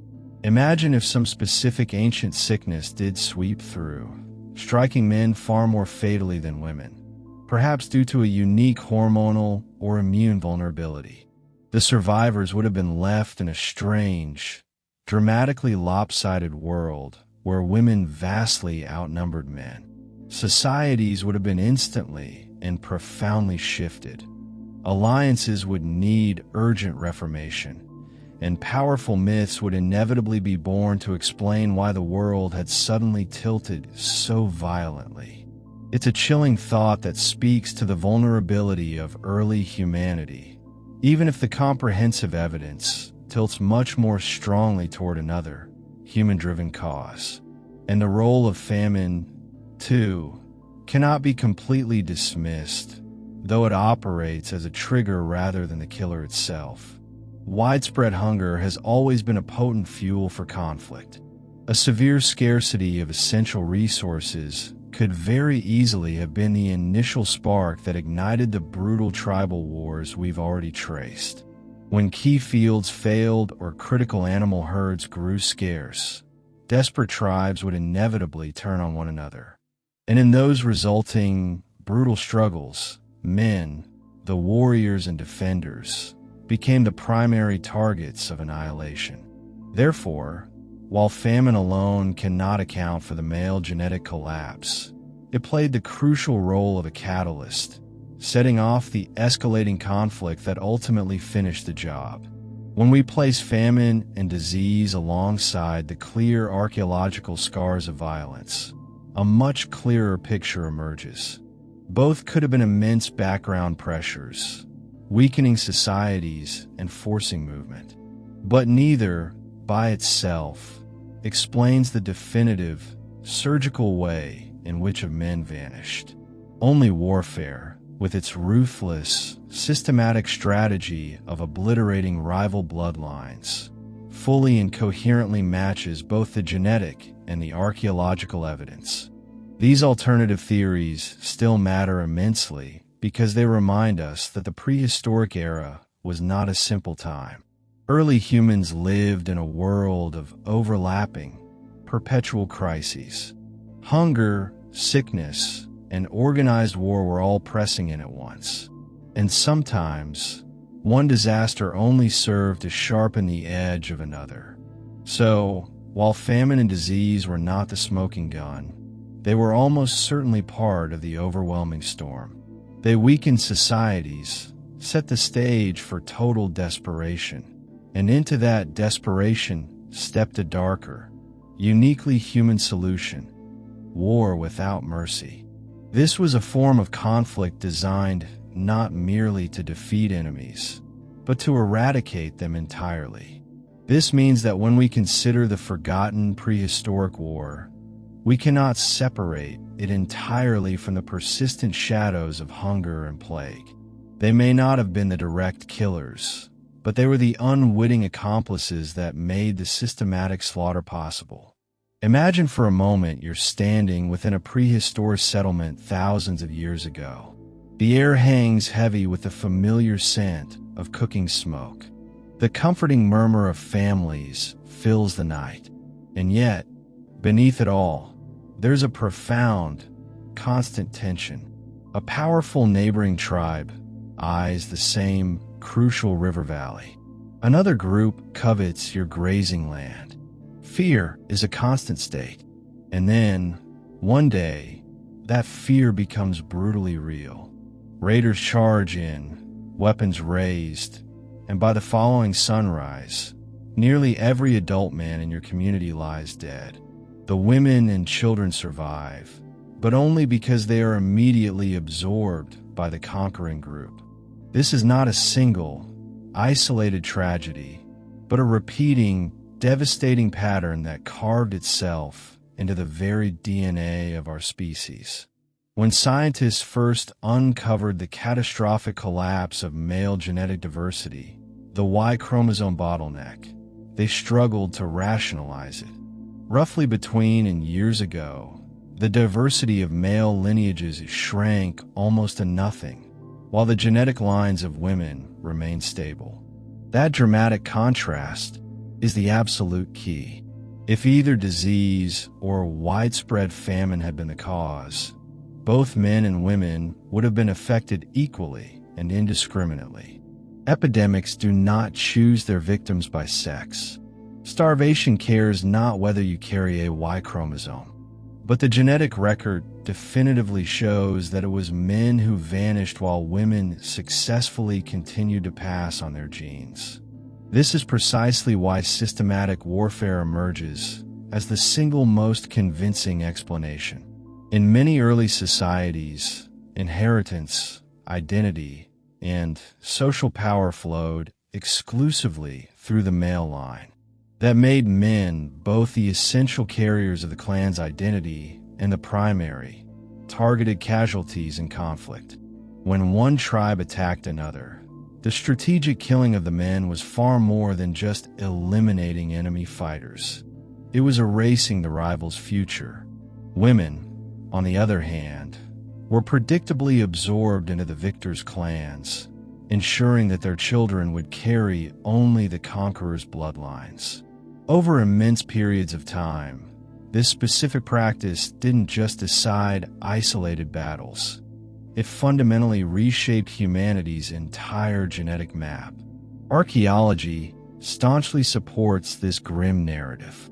Across Neolithic Europe, for instance, mass graves have been repeatedly unearthed containing predominantly male skeletons. Their entire communities of males were systematically wiped out, while the notable absence of women strongly hints at their forced absorption. One striking example is the massacre site at Kilianstatten in Germany, where dozens of men were executed and buried together. Their injuries tell the unmistakable story of systematic slaughter, not random chaos. Other sites across Asia and the Americas echo this same brutal rhythm, reinforcing the idea that intergroup warfare was not occasional. It was a relentless, existential condition. Think back to the competition between patrilinealclans. As populations grew and agricultural practices spread, land became exponentially more valuable, and so did the control over women and the resulting offspring. Clans capable of eliminating their male rivals didn't just win essential resources, they forcefully rewrote the genetic future. This perfectly explains why modern male lineages cluster around just a tiny handful of ancient ancestors. It was not chance or accident. It was the brutal result of repeated, zero-sum conquests where victorious clans ensured their Y chromosome spread while all others were permanently extinguished. Now, some have argued for the alternative theories we've already discussed. Could a natural disaster like famine have selectively targeted men who performed the hardest labor? Could a disease have exploited some unknown genetic weakness specifically linked to the Y chromosome? These ideas have been rigorously tested, but they consistently fail to explain the global scale and the stunning genetic precision of the collapse. If only men had been uniquely vulnerable to a specific pathogen, we would expect to see similar genetic bottlenecks in other social species, but we do not. If famine were the sole cause, the genetic record of women would show the same dramatic, narrow collapse, but it does not. Again and again, the compelling weight of evidence points back to one conclusion: something uniquely human, organized violence. And here's where the story turns truly unsettling. Warfare is not some recent invention of large kingdoms or empires. It is as old as humanity itself. The prehistoric war that killed of men wasn't a single battle, or even one long campaign. It was wave after wave of raids, massacres, and exterminations, so widespread and relentlessly persistent that it left an indelible imprint on the human genome. Modern populations still carry the echoes of those few victorious male lines that survived the bottleneck and expanded outward. This catastrophic event also explains why aggression and organized conflict became so deeply rooted in subsequent human societies. When warfare ultimately decided which clans would live on, it wasn't just physical survival. It was a powerful act of genetic selection. The men who remained and multiplied were the direct descendants of warriors who fought, killed, and decisively conquered. In a very real sense, violence fundamentally shaped the genetic heritage of modern humanity. So, why does warfare remain the strongest explanation? Because it aligns perfectly with the evidence on every level: genetic, archaeological, and historical. The dramatic collapse of male diversity, the mass graves filled with slaughtered men, the persistence of women's intact lineages, the rise of powerful, dominant clans whose blood still flows through us today. All of these facts point to one conclusion. It was not nature that nearly erased the men of prehistory. It was us. And the most haunting part of all is that this war is essentially forgotten, unrecorded in formal myths or chronicles, yet it is profoundly etched into our DNA. Every man alive today is a descendant of the ruthless survivors of that ancient battlefield. The victors' Y-chromosomes became the foundation of our present, while the vanquished were erased forever. And that is why, above all else, warfare remains the clearest and strongest explanation for the prehistoric conflict that killed of all men. Imagine walking into a village thousands of years ago, but instead of the typical balance of men and women, you find something unnerving. Men are profoundly scarce. So scarce, in fact, that their presence feels almost mythical. The cooking fires are tended mostly by women. The fields are worked by women. The children are raised by women. The very structure of the community has bent and adapted around this devastating imbalance. This wasn't just any period of history. This was the immediate aftermath of the forgotten prehistoric war that killed of all men. The sudden, massive disappearance of males left a deep scar that fundamentally reshaped every aspect of life: social roles, kinship systems, inheritance, and even the dynamics of power itself. In most societies before this collapse, men were absolutely central to clan identity. Their Y-chromosomes defined the patrilineal groups, the rigid lines of descent that determined who belonged and who did not.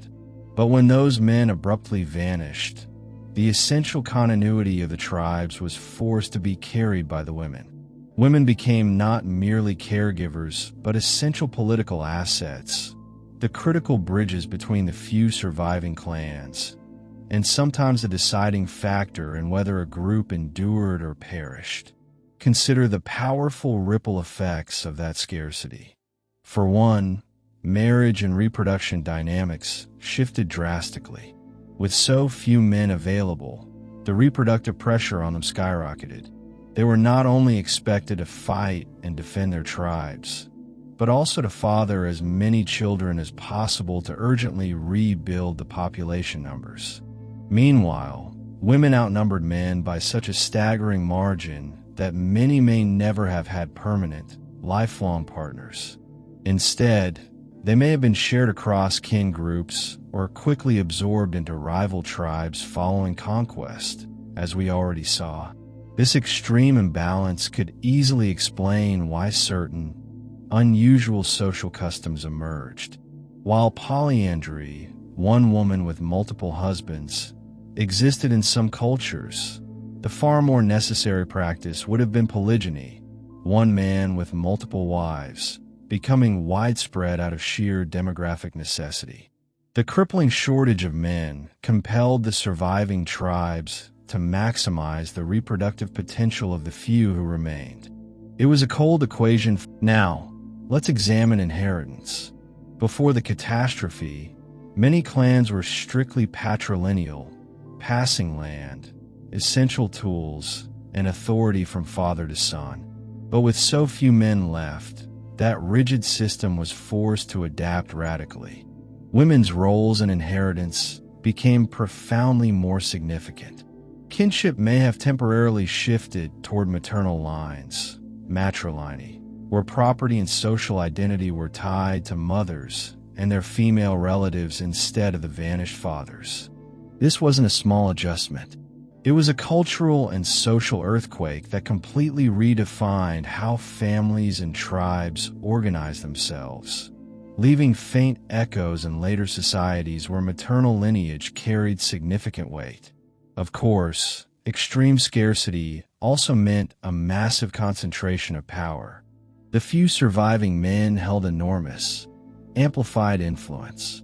Imagine a single male in a small tribe, surrounded by a large number of women who depended on him not just for children, but for physical protection and access to the necessary resources.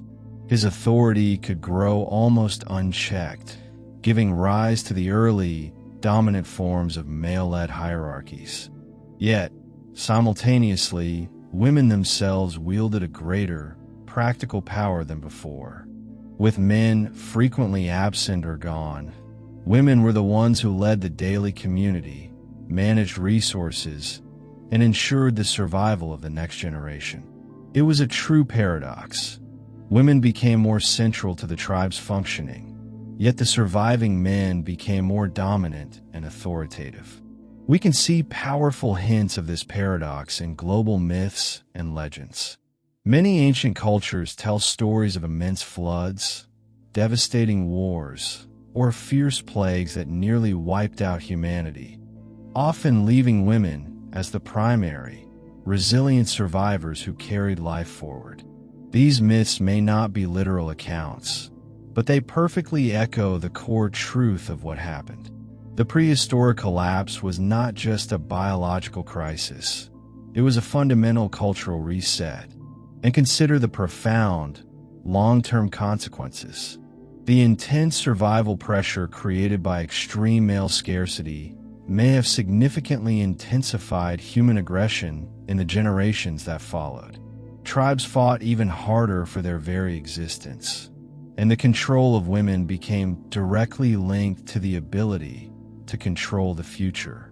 This could be one key reason why later human societies developed such strict and rigid rules around marriage, kinship, and gender roles. The deep, traumatic memory of male scarcity lingered, shaping how we viewed power and reproduction for millennia. The movement of women between groups, being absorbed into the conquering tribes, connects directly here. When men were scarce, women were simultaneously the prize of war and the glue that held disparate groups together. Their movement across tribal lines wasn't just about personal survival. It redrew the social map of humanity.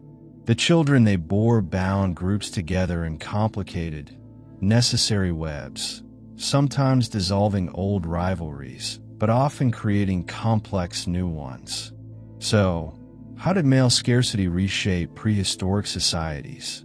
It altered everything: marriage systems, inheritance rules, power dynamics, and the deep roots of culture. It forced humanity to rebuild itself in a profoundly new form, one where survival was precariously balanced on the fragile thread of a few surviving men and the astonishing resilience of countless women. In the end, the world that rose from that catastrophic collapse was fundamentally different from the one before. And though the surviving men were few, the women ensured that the human story continued. Without their survival, that forgotten war might have ended our story altogether. Imagine a world suddenly emptied of nearly all its men. Fathers, brothers, sons, gone in numbers so vast that only a tiny sliver of male bloodline survived. The forgotten prehistoric war didn't just take lives. It brutally rewired the very fabric of family and society. When of men were erased, kinship and inheritance, the invisible threads tying people together, were forced to shift in ways humanity had never before conceived. Before the collapse, power and lineage typically passed down the father's line. Clans were rigidly patrilineal, with names, crucial tools, and essential hunting rights all legally tied to the men. A son inherited his father's defined role, his status, and his bloodline. But when nearly every male bloodline was cut short, that entire, rigid structure cracked wide open. Suddenly, women became the living, indispensable bridges between the scattered surviving fragments of the old tribes. Conquerors who absorbed women from defeated groups weren't just taking wives. They were taking direct access to future generations. Kinship stopped being a neat, predictable father-to-son chain and instead became a complex, tangled web that forcefully fused old families into new ones. From the perspective of a surviving clan, this made perfect sense. After the battle, the rival men were eliminated, but the women remained. By taking them in, the victors could vastly expand their own bloodline while simultaneously extinguishing the identity of the conquered. Over generations, this action fundamentally shifted the meaning of inheritance itself. The Y chromosome, carried only by the few surviving men, became scarce, invaluable, and a symbol of dominance. Women's connections, who they bore children for, which clan they were absorbed into, became the single most crucial factor in determining whose lineage would ultimately endure. Archaeological evidence shows hints of this dramatic shift in burial sites. In earlier periods, men were buried with weapons and clear symbols of authority, their graves serving as testaments to male lineage and dominance. But after the collapse, evidence suggests that women held far more visible importance. Some female burials from this period show them interred with wealth and crucial artifacts once typically reserved for male leaders. It is as if the balance of symbolic power tilted, reflecting the new social reality that women were now the essential vessels through which clans could guarantee their preservation. Genetics tells the exact same story. While the diversity of male Y chromosomes collapsed drastically, female mitochondrial DNA, inherited solely from mothers, remained rich and varied. This means women from a vast array of clans survived, even if their male relatives did not. Their survival carried their essential culture, practical skills, and memory directly into the victorious tribes. This was far more than mere biology. It was a powerful cultural shift. Kinship was no longer solely about the father's name.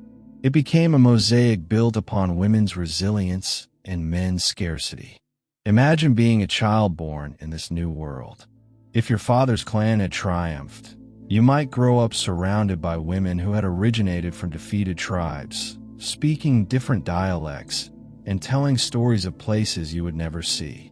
Yet, you would carry your father's name, his dominant lineage stamped onto your identity, even as your mother's deep heritage blended into the background. That blending process fundamentally reshaped entire societies, forging new, composite identities from the ashes of old ones. Inheritance also shifted in profound material ways. With fewer men to pass things down, control of vital tools, fertile land, or essential livestock became heavily concentrated in the hands of the surviving, victorious clans. Power was no longer distributed across many fathers and sons. It was dangerously narrowed, ruthlessly consolidated, and fiercely guarded by a dominant few.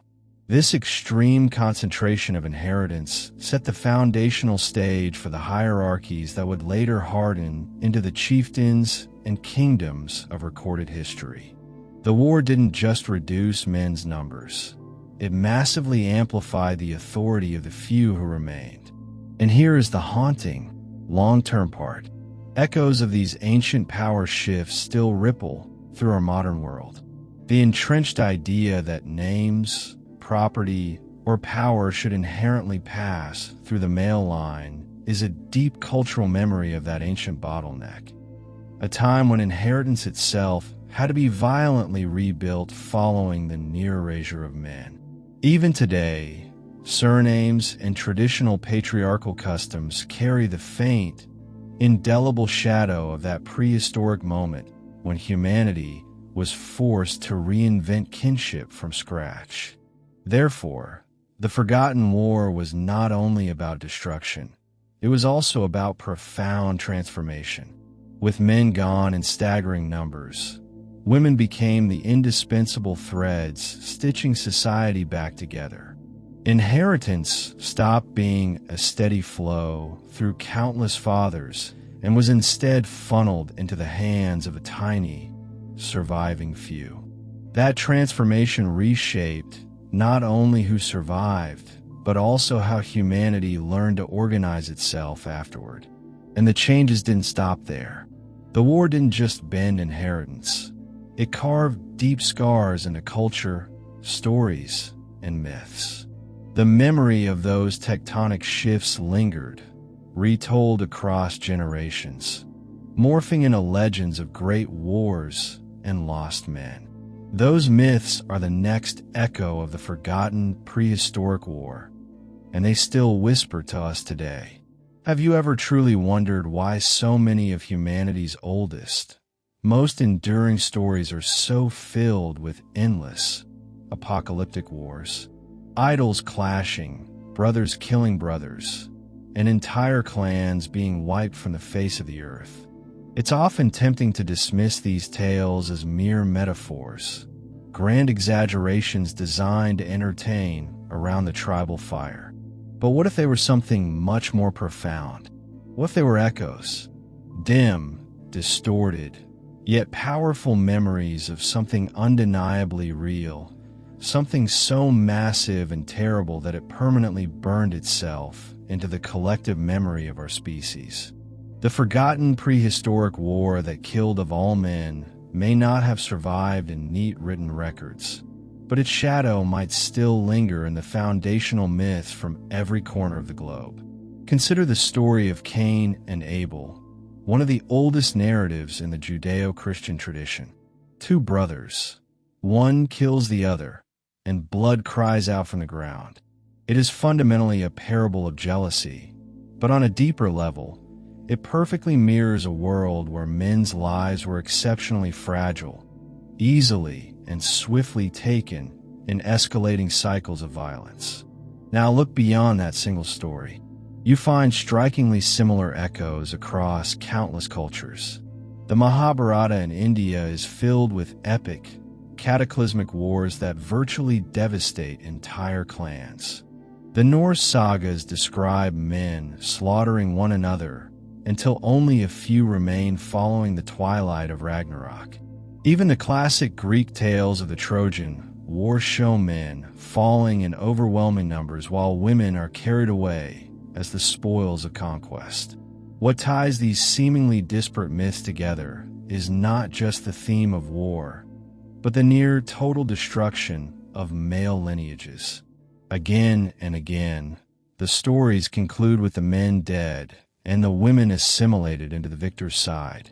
Doesn't that sound eerily similar to what genetic and archaeological evidence tells us happened thousands of years ago? A world where conquering tribes selectively killed rival men but spared the women, weaving them into new families and passing on their own Y-chromosomes while erasing others forever. Of course, myths are living things. They evolve, mixing powerful symbolism with fragmented memories of truth. But consider the powerful mechanism of trauma and memory. Imagine you were a child in a tribe where nearly all the men were wiped out by a rival group. You grow up hearing that traumatic story, and you pass it on to your own children, who pass it to theirs. Over generations, the specific details blur. Monsters and fantastical heroes take the place of real, mortal warriors. But the core narrative remains. Men destroyed in overwhelming wars. Women taken. Survival hanging by the thinnest thread. That kind of immense, societal trauma doesn't simply vanish. It mutates into myth. Even flood myths, found across many civilizations, may hold distant echoes of this forgotten war.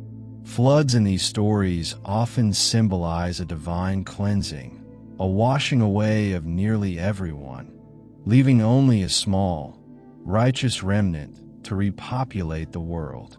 Isn't that, in a conceptual way, exactly what the Y-chromosome bottleneck shows us? A near extinction of men, followed by a handful of survivors whose few bloodlines became the genetic foundation of all future generations. The flood may not have been water at all. It may have been successive waves of total war. Archaeology shows us bones and broken weapons. Genetics shows us the collapse of male diversity. But myths show us the psychological scar, the urgent, repeated attempt of early societies to make sense of an unthinkable global loss. Why did the gods demand so much blood? Why were men's lives so fragile? Why did the women live on while entire lines of fathers and sons vanished? Myths gave meaning to these profound questions, even if the answers were clothed in symbols and religious allegory. And consider this final point. The persistence of the male warrior myth across countless cultures may itself be a direct product of that ancient trauma. When a men die in conflict, what is the single, most critical lesson the few survivors pass down?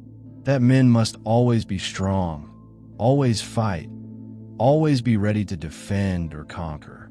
The ubiquitous glorification of the warrior, the endless cycle of vengeance and legend. Perhaps these are not merely cultural choices, but genetic and cultural inheritances from a time when weakness literally meant total extinction. Remember when we looked at the evidence? Archaeology versus genetics. Both gave us physical clues, but myths give us something different. An emotional echo, a human voice. The stories may not be literal historical records, but they preserve the raw memory of violence, devastating loss, and eventual survival. When you line them up side by side across continents and centuries, the pattern is impossible to ignore. They all seem to remember a terrible world where men fought and died in overwhelming numbers, while women carried on the future. The memory of those shifts lingered, becoming the powerful legends that still whisper to us today. Close your eyes and try to picture the scene one last time. A small campfire glowing under a vast prehistoric sky. Warriors are sharpening their spears. Children huddle close to their mothers, and the surrounding silence hides the deep memory of battles fought only days before.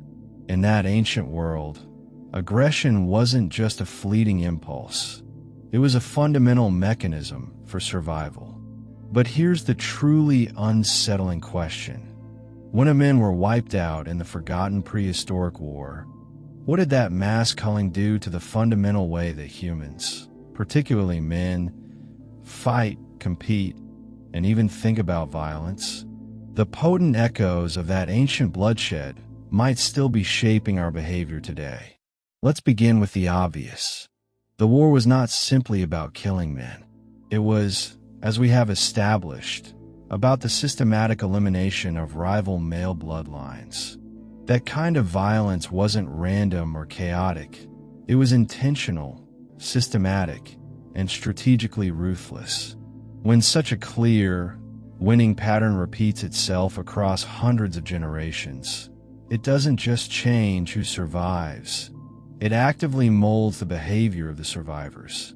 The clans that successfully thrived and expanded were those whose men were not only fierce in battle, but were also ruthless enough to annihilate their competitors down to the last son. Over time, the traits linked to aggression, territorial dominance, boldness, and an unquestioning willingness to fight became deeply and genetically embedded within the surviving male lines. It was, in effect, evolution by brutality. Remember how we discussed women being absorbed into the conquering tribes? That practice was not only biology, it was a powerful force for cultural transmission. Those women carried their personal stories, their survival fears, and their cultural acceptance that reinforced the necessary dominance of the aggressive, victorious clans. Children born into those new societies grew up in environments where aggression wasn't just tolerated, it was actively celebrated as the key to existence. A son who hesitated in battle risked the total extinction of his entire lineage. A son who fought mercilessly ensured his clan's survival and expansion. The war left behind a world where aggression was genetically and culturally rewarded and woven into both the bloodline and the societal ethos. And this profound influence did not magically vanish when the most intense fighting subsided.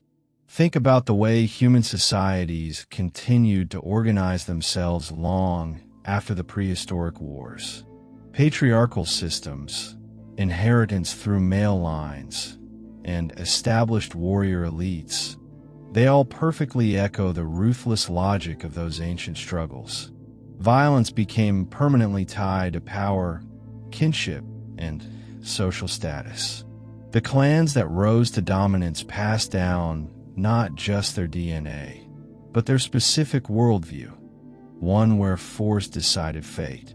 But aggression didn't manifest only on the battlefield. It also became a structural part of how men interacted within their own groups.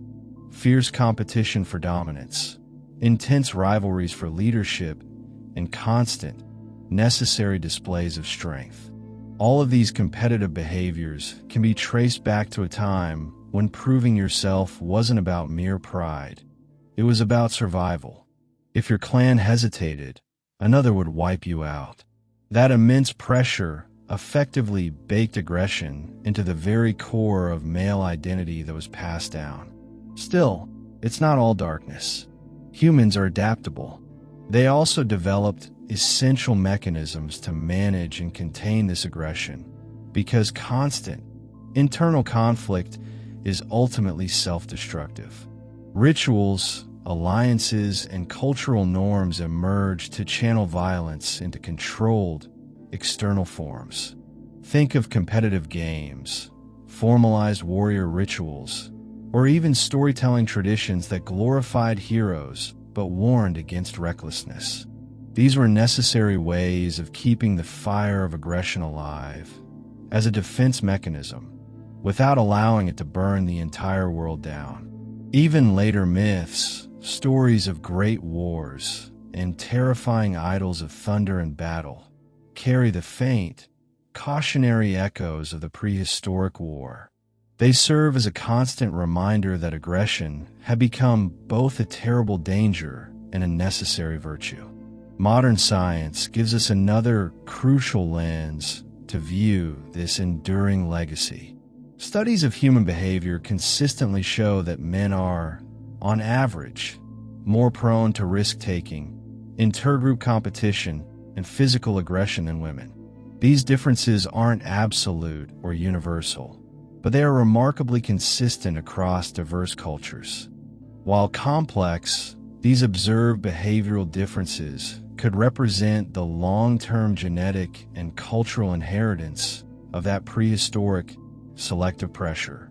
The men who survived the bottleneck were the descendants of the most successful aggressors. That inheritance still sits, subtle but powerful, within our nature today. And when geneticists trace male lineages, they don't just see a family tree.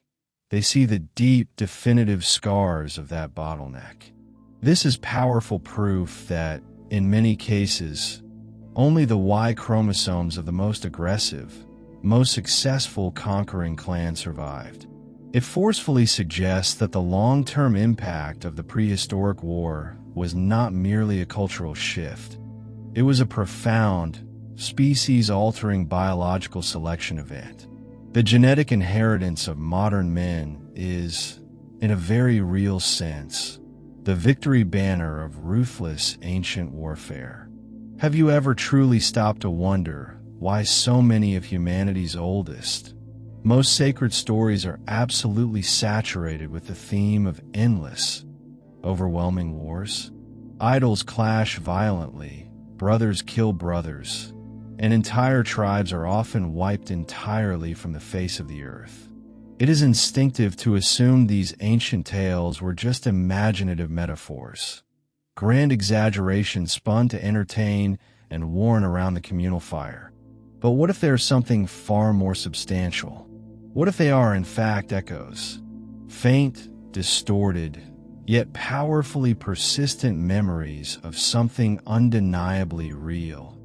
Something so massive and terrible that it permanently burned itself into the deep, collective memory of our species. The forgotten prehistoric war that killed of all men never survived in any formal written records, but its looming shadow might still cling fiercely to the foundational myths from every corner of the world. Take the narrative of Cain and Abel, one of the deepest, oldest tales in the Judeo-Christian tradition. Two brothers, one kills the other, and the victim's blood cries out from the ground.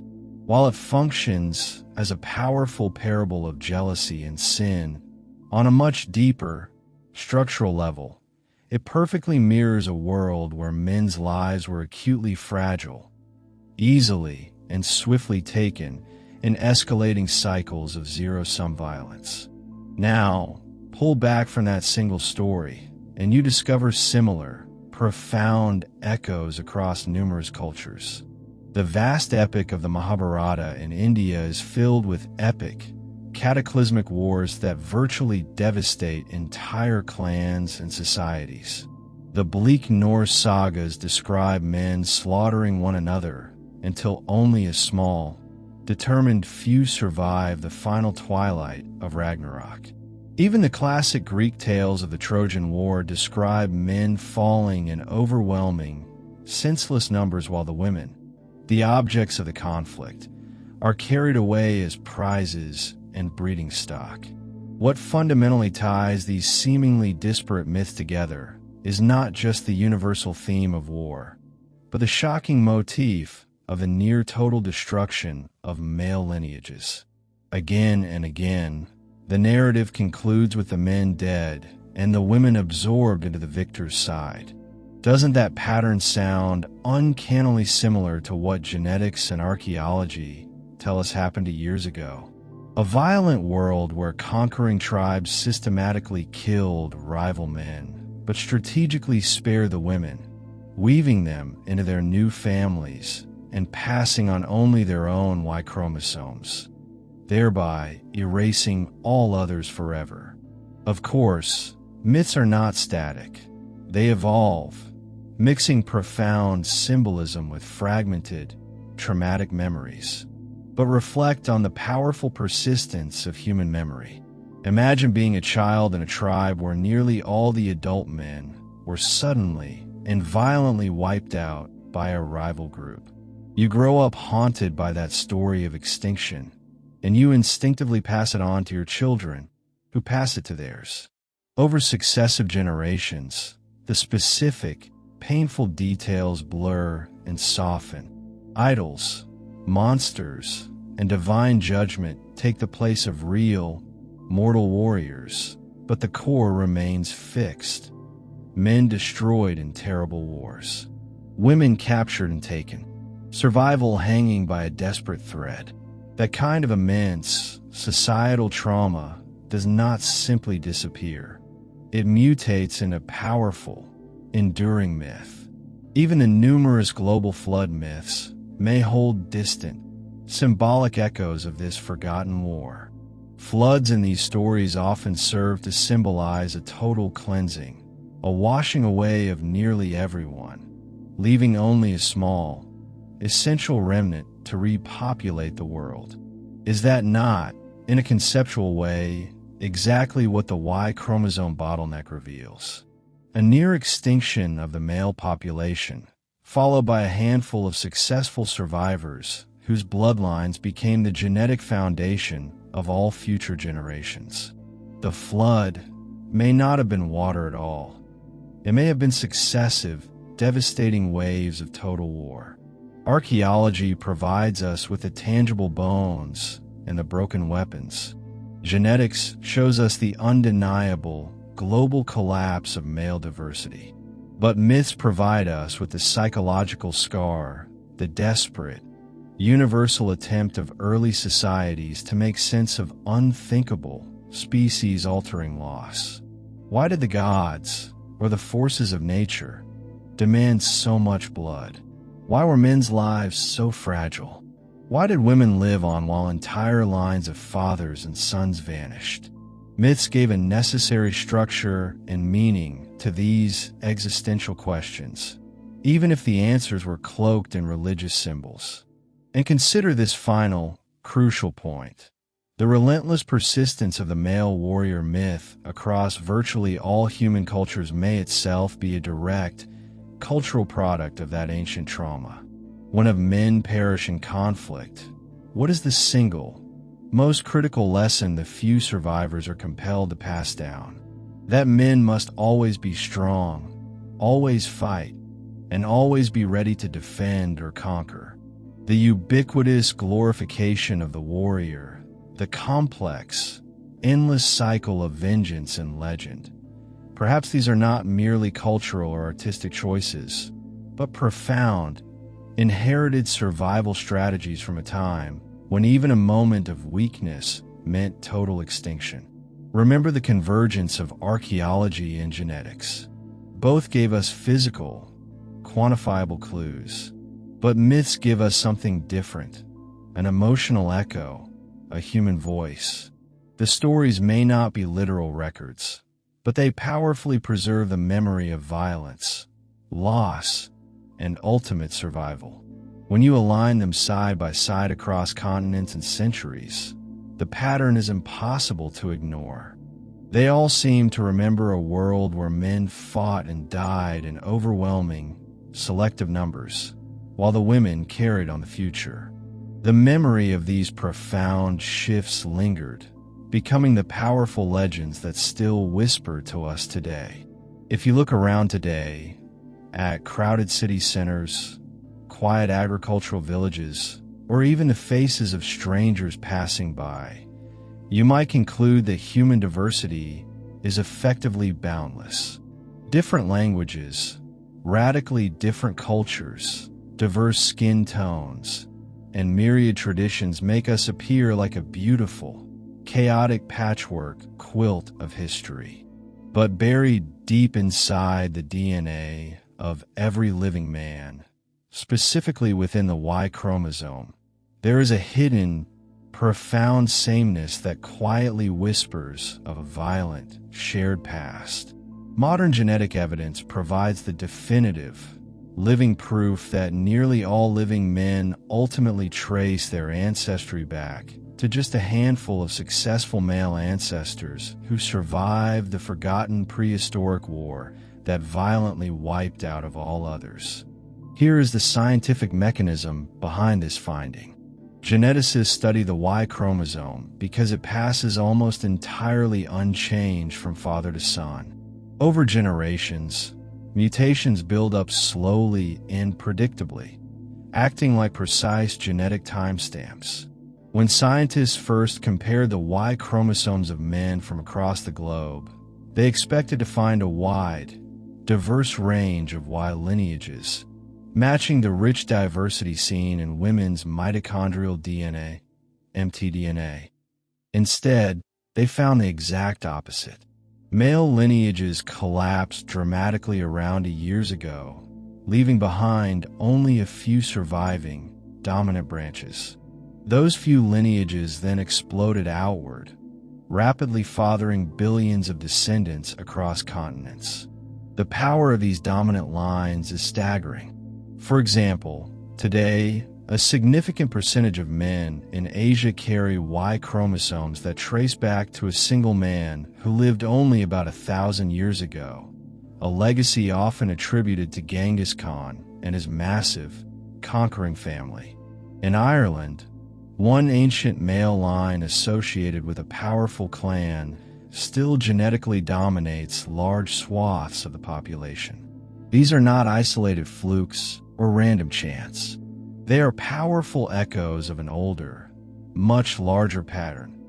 A global genetic scar left by prehistoric wars where conquering groups systematically exterminated rival men, but strategically absorbed their women. Remember our findings about mass killings and intergroup conflicts? Modern genetics makes those ancient stories vividly real. The pronounced lack of diversity in men's DNA proves that those killings weren't rare, regional events. They were widespread, systematic, and relentless. Archaeology uncovers the specific bones and tools, but genetics shows us the global scale of the human cost. Billions of men alive today carry the legacy of just a few victorious lineages, while the vast majority of prehistoric men vanished without leaving a trace in the gene pool. This genetic finding is also the ultimate reason why warfare remains the strongest explanation. If famine or disease had been the global cause, we would absolutely see the same dramatic collapse in women's genetic diversity. But we don't. Women's mitochondrial DNA is rich and varied, conclusively proving their lines were preserved and continued during the male bottleneck. It was men who were selectively and systematically removed, their specific genes extinguished, while women became integral parts of the tribes that conquered. Think about the human implications. Every man alive today is the product of a decisive act of survival, not just of his ancestors, but of the specific clans that won those relentless wars.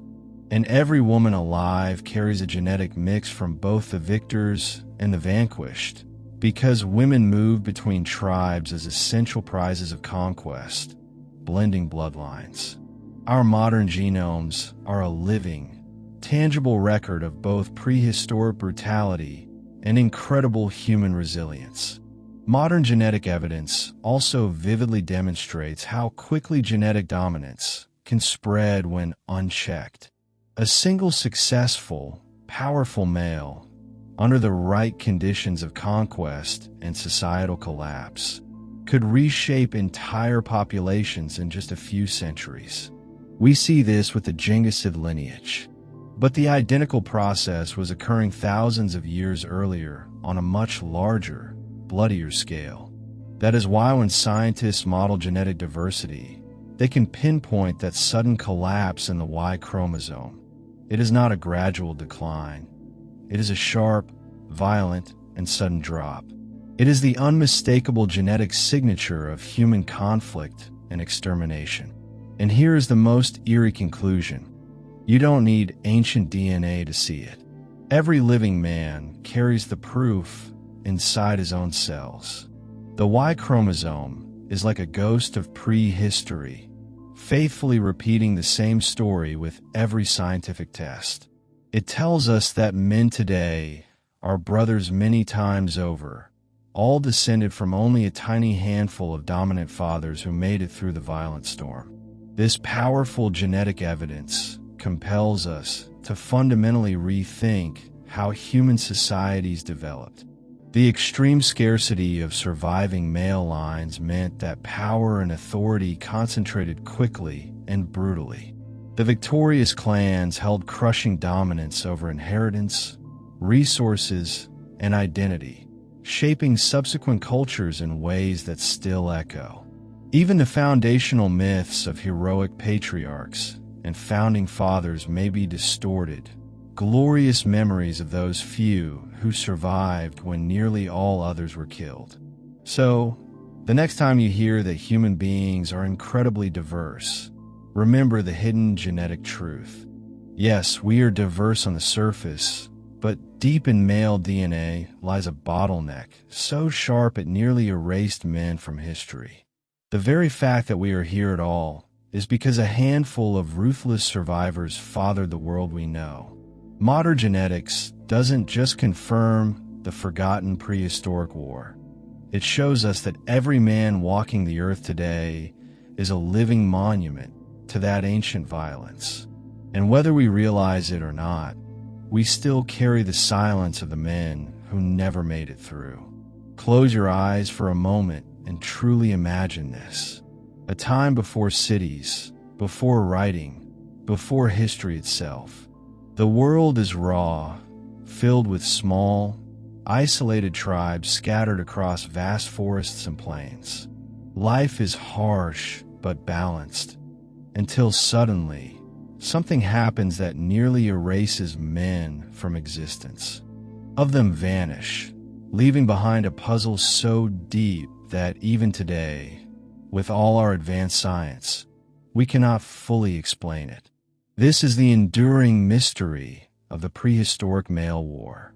The evidence for this event doesn't come from stories written on stone or ancient scrolls, because none exist from that time. Instead, it comes directly from our blood. Modern genetics clearly shows a catastrophic collapse in Y-chromosome diversity about years ago. Almost every single male line disappeared, leaving only a handful to carry humanity forward. That is fundamentally not normal, and it is profoundly not random. Something powerful, violent, and targeted enough to all but erase men happened. The strongest, most coherent theory is warfare. We've established how patrilinealclans fiercely competed, how conquering tribes systematically absorbed women, and how rival men were utterly wiped out. Piece by piece, the dark story emerges, escalating, zero-sum conflicts where victorious men exterminated defeated ones and took their women into their ranks. Over successive generations, this ruthless, selective cycle eliminated nearly every male lineage. It perfectly explains why women's genetic diversity remained wide, while men's collapsed to a tiny fraction. Yet, crucial questions still linger. Why did this war erupt on such a massive, global scale? Was it ultimately triggered by dramatic climate change, a widespread famine that pushed tribes into conflict, or perhaps a new, more lethal technology, better weapons, that suddenly tilted the balance toward extermination rather than simple coexistence? Archaeology provides us with clear signs of violence in prehistoric burials, skeletons marked by blunt force or arrows, entire groups buried together as if instantly slaughtered. Yet, conclusively linking those scattered bones to the uniform, global genetic collapse remains a complex challenge, like trying to match pieces of a puzzle with most of the connecting pieces missing. There are alternative theories, of course. Some suggest an ancient disease that disproportionately affected men. Others imagine social structures changing so drastically that only a few elite male lines were allowed to reproduce. But none of these fit the evidence quite as neatly as systematic warfare. A plague wouldn't spare women's genetic diversity. Social restrictions wouldn't happen simultaneously and universally across so many regions. Warfare, with its strategic, targeted killing of men and the necessary absorption of women, still stands as the most compelling and comprehensive explanation. And yet, the mystery endures because if warfare explains the how, it doesn't fully answer the ultimate why. What drove humans to the very edge of self-destruction? Was it sheer, desperate competition for land and resources? Or was it something deeper within our nature, a rising tide of aggression and dominance that simply could not be stopped? The truth is, The full details may forever remain lost. The prehistoric male war leaves behind no comprehensive chronicles, no epic poems, no ruins of great empires. Its only true record is genetic, and genetics can only whisper so much. What makes this mystery even more haunting is how dramatically it shaped the world we live in now. The men alive today descend from a shockingly small pool of ancestors. In a profound way, we are all much closer cousins because of that collapse. Our modern social systems, patrilinealclans, inheritance rules, historical control of women, all likely trace their roots back to the violent aftershocks of that single war. Even our myths of great floods or near-apocalyptic battles are cultural echoes of this forgotten, terrifying age. Think about the legacy. When nearly every man disappeared, society had to be totally remade. Women carried the continuity of culture and memory. Children quickly tied the surviving tribes together, and the few dominant male lines expanded to rule the new world. The war ended, but its consequences never truly left us. Every time we observe the imbalance of power, the history of aggression, or the enduring myths of ancient wars, we might be seeing faint shadows of that prehistoric catastrophe. And maybe that is the strangest part of all. For something so devastating, so profoundly world-altering, it left no clear, definitive story behind. It remains hidden, like a deep, indelible scar beneath the skin of humanity, felt but not fully seen. We can piece together the clues. We can imagine the battles, the victories, and the crushing losses. But the full truth may forever remain slightly out of reach. The enduring mystery of the prehistoric male war isn't just about a forgotten past. It's about us. It forces us to ask whether violence and conquest are fundamentally written into our DNA, and whether the survival of humanity came at the terrible cost of unimaginable bloodshed. And while the men who fought and died in that war are long forgotten, their absence still fundamentally shapes who we are.